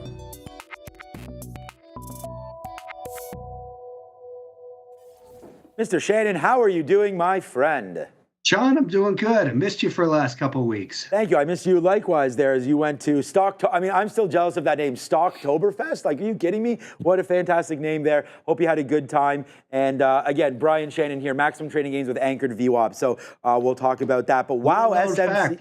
Let me give credit where credit's due. You know who came up with that name? Who? Your wife? Oktoberfest? Steve Gomez. Oh, Steve Gomez is from Trade Ideas. Trade Ideas. Good. Oh yeah, we've had him on many times. Yeah, we've had him on. All right, he's on with Neil. I was thinking Scott Gomez, New Jersey Devil, great, coming through there. But thank you so much for that one as we continue to have Michael Noss on the show as well. And again, thank you for some of those hookups, Brian Shannon. All right, SMCI, look, I know you're probably not in this name. I just talked about that it's been a falling knife. We had accounting issues, then the delayed earnings report. You never, ever want to see that. So they come out today with preliminary results, and what a move down. It looks like it's trying to recover a little bit now in through $24, $25. But any sort of ideas about SMCI? Where there's smoke, there's fire. When they say there's accounting issues, that's the Wall Street sign to steer clear. They broke that anchor from the IPO, the 2007 IPO, last week, and it's I don't know. It's just in a downtrend. It's guilty till proven innocent. I don't like to get involved in these names, as you know. We had many indexes today. All green. Were you able to find a red one? Let me see. MSOS. Was that red today? Oh, yeah. MSOS was down 4%. So only the marijuana name to the downside. Me and you have talked about this, but I hadn't talked to you in about 2 weeks. Did you put on anything in the last little while that could be election sensitive, waiting for these results to come in? Or is this something that's not really in your wheelhouse in the past 2 weeks? Do you have anything on or are you looking at anything of interest? Well, it's funny you mentioned the weed stocks because I was looking at Sundial. In fact, I owned it for a brief moment yesterday and didn't realize they had earnings today. So I sold it very quickly because I don't like to hold in front of earnings. But Sundial is looking pretty good here on this longer term chart, Sean. Yeah. We're back above the 20, 50, 200-day moving average. So that's one I'm going to keep an eye on. I don't want to keep an eye on any stocks because I think they're election plays, though. I try to steer very clear of that. I got long some Generac because it's a great looking chart, and it's it's a common sense play as well because the infrastructure, the grid is in such terrible shape. So I'm hoping that the stocks that I own aren't related to the election. I think it's something that it'll be great to get it out of the way. I saw you had a fantastic short in DJT today, so congrats on that. But I'm not a news trader. I like to trade a little bit slower pace, things that are maybe gonna trend for a few days to hopefully a couple weeks. So here goes SMCI, everybody. Thanks, Brian, for that one. Just a quick little update as it's been a lot of people. Over 3,500 watching us right now. So nice little move back up to 25.50 right now for SMCI. Basically bouncing off that weekly look down there at 22.50. So again, if you were looking at a little bit longer time frame right there, you might have nailed that one. And I just want to say about that DJT, I'm with you on all of that. And that's why, really, Brian, I didn't trade this. If you come over here, this is what my chart looks like. I didn't trade this until 3 o'clock. It just happened that when we got involved, that's when the halts. Wow, there goes DJT right now. 32.75, right back into some of the spots where we covered. And if you're going to see here, Brian, we actually went long on this support. I was going to think that there was going to be some support here into some of these moves that we've had dip backs in, but then you know what? this is what happened. Once we lost it, we got out immediately, and then I said, we're underneath VWAP, we're underneath the 50 period, we're starting to slope down, let's go short. And then again, boom goes the dynamite down to the downside. So again, not really an election-based trade, but definitely something worth looking at right there for... Great trade either way. Whatever the reason is, you were there, and that was, reversing quickly like that is really the hallmarks of a great day trader. So really nice job. Oh, thank you for that one a lot. And that's, I mean, look, I've done it for long enough. I mean, similar to you. Yeah. I think it's very important that we have a passion about what we do too, right? Because some traders they'll be in that trade, they'll get out and they'll be like, oh man, and then they won't be happy with their performance. But you do have to have that, sometimes that ability to say, you know what? I've seen this before, right? It comes with experience as well. So thanks, Brian, for that. That does mean a lot. Can I get a little look on uranium if possible, specifically maybe URA? So this is a name that, again, I've gone back and forth on this name. It's had a nice move to the upside. If we come over to my daily screen right here, I feel like the buy zone was actually in and around here, $25. I was with another CMT, Michael Noss, and we were talking about this break. Once we got going through 25, I believe it might have been the 50 period at that time. But now we start to blow to the upside, and we just stopped at $34. And since then, the uranium trade has sort of lost a little bit of steam. We've seen NewScale, that was SMR. That's another one that we're involved in. And I know you and I had talked about that one as well. What are you thinking here with URA as we pull back in on the daily to the 200 and to the 50? Normally, this is a spot that I would buy. Is it still not acting properly for you? Would you like to see a test down there near 28.29? This is definitely a level of interest here, Sean. On the daily chart, you can see I just added this pink anchor from the September low, and we tagged that yesterday. This thick blue line, which is kind of in the same spot as the 200-day moving average, is the year-to-date anchored VWAP, and there's your 50-day moving average at about 28.75. So it's definitely in an area where we want to start to think, hey, maybe we start to find some support in here. We could do a Fibonacci from this low to this high, and lo and behold, we're right at a 38.2% retracement as well. So there's a lot of reasons to think, hey, maybe we're going to find support in here. So that means we take a closer look on it. To me, it means we take a closer look on the shorter term time frame, and this is the 30-minute time frame.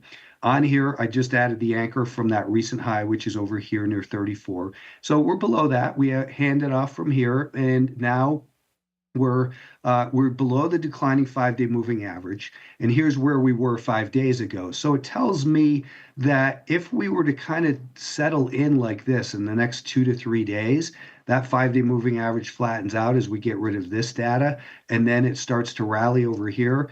Then I, give this thing a couple more days to settle in. Then I'd love to be a buyer on strength over here, because the intermediate term trend would be making a higher high above that flat to rising 5-day, and that would put it in alignment with this longer term daily, which is in an uptrend.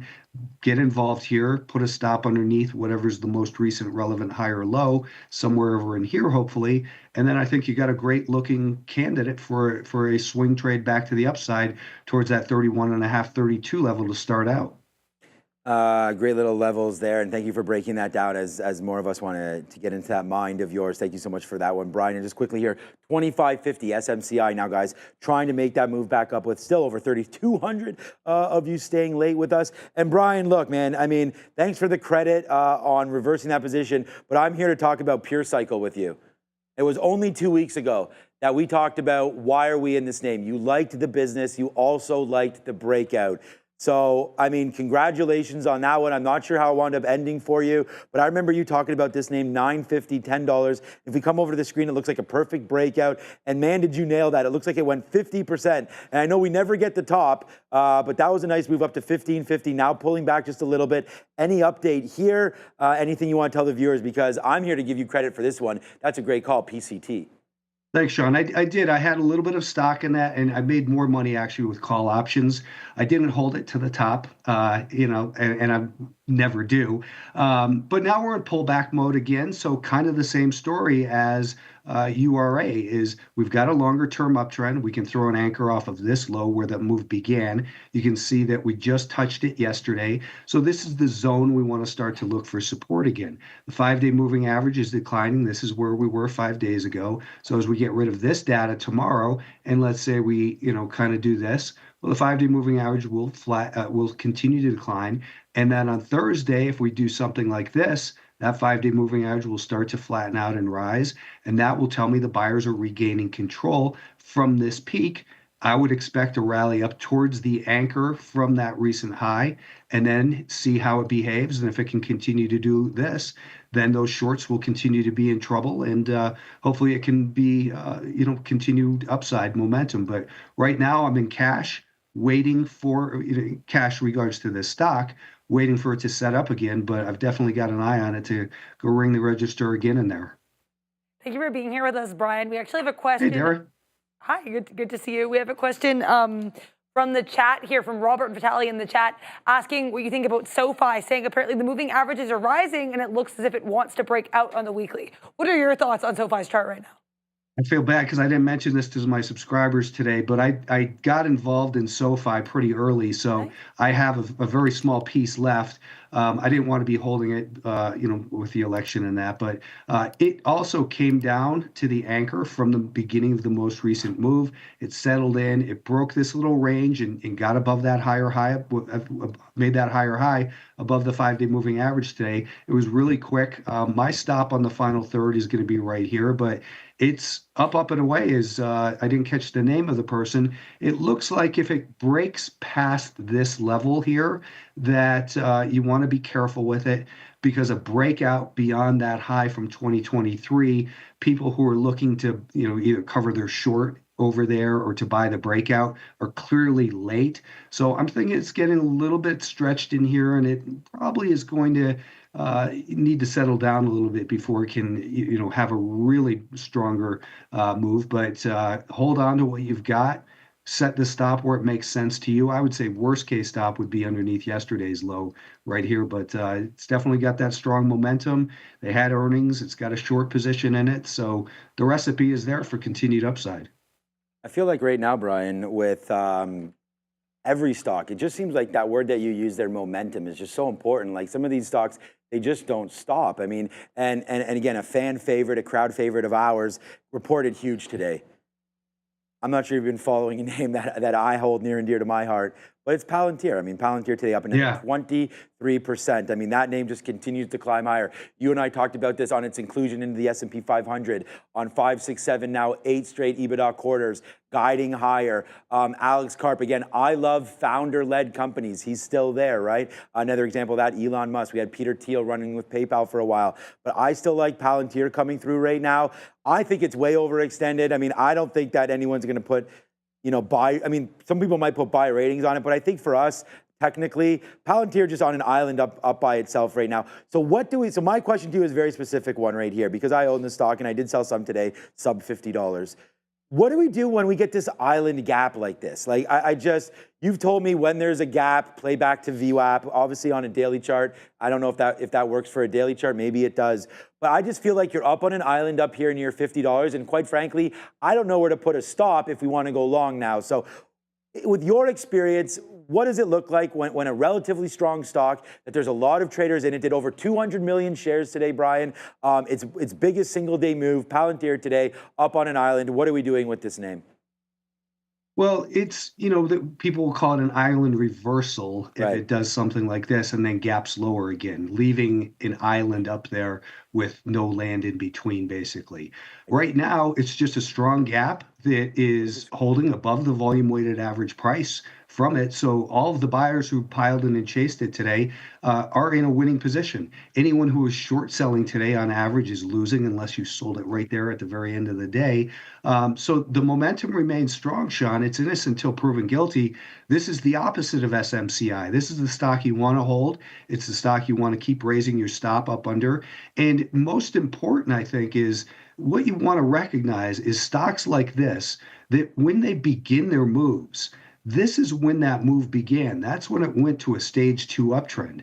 It looks a lot like stocks like Roblox right now. Right. Roblox is this now just entering a stage 2 uptrend that is, moving past that level that we can look back in a year and say, wow, it was so obvious right there, just like Palantir was, or like Upstart, or some of these other names that are just getting going out of these longer term bases. So Palantir is what you strive to be involved in at these lower prices. Up here, I think you're chasing it. Yep. So my focus tends to be in the stocks like Upstart, like Firm right now, like Roblox, that are getting ready for maybe these bigger moves and can continue to provide upside opportunities for the traders. But, you know, Palantir is still doing that too. So I'm not taking anything certainly away from that. This is a great momentum name. Know where your risk is. Understand you're not going to get the top in it. I think it was, you know, selling some sub 50. It was a great sale because you own it so much lower. Right. You got to have a profit strategy. Otherwise, you don't want to be the people who are, you know, who bought it over here and didn't buy on the way down or didn't sell on the way down. You waited instead 2 years to break even, sold out there at break even, and then missed that big move. Yeah, no, great analysis on that. And I do like that, the island reversal. That was kind of what we were a little bit nervous about. Brian, we're running out of time. Believe it or not, I start today with the Rep Girls Indoor Baseball Winter Workouts. Like, I know that's a long little thing there, but I got to get out of here and do that. But I do want to make sure that everybody remembers what's up with you. This is Maximum Trading Gains with Anchored VWAP. They can go find it at Alpha Trends. You're all over X. Your Instagram, I don't think, are you on Instagram or?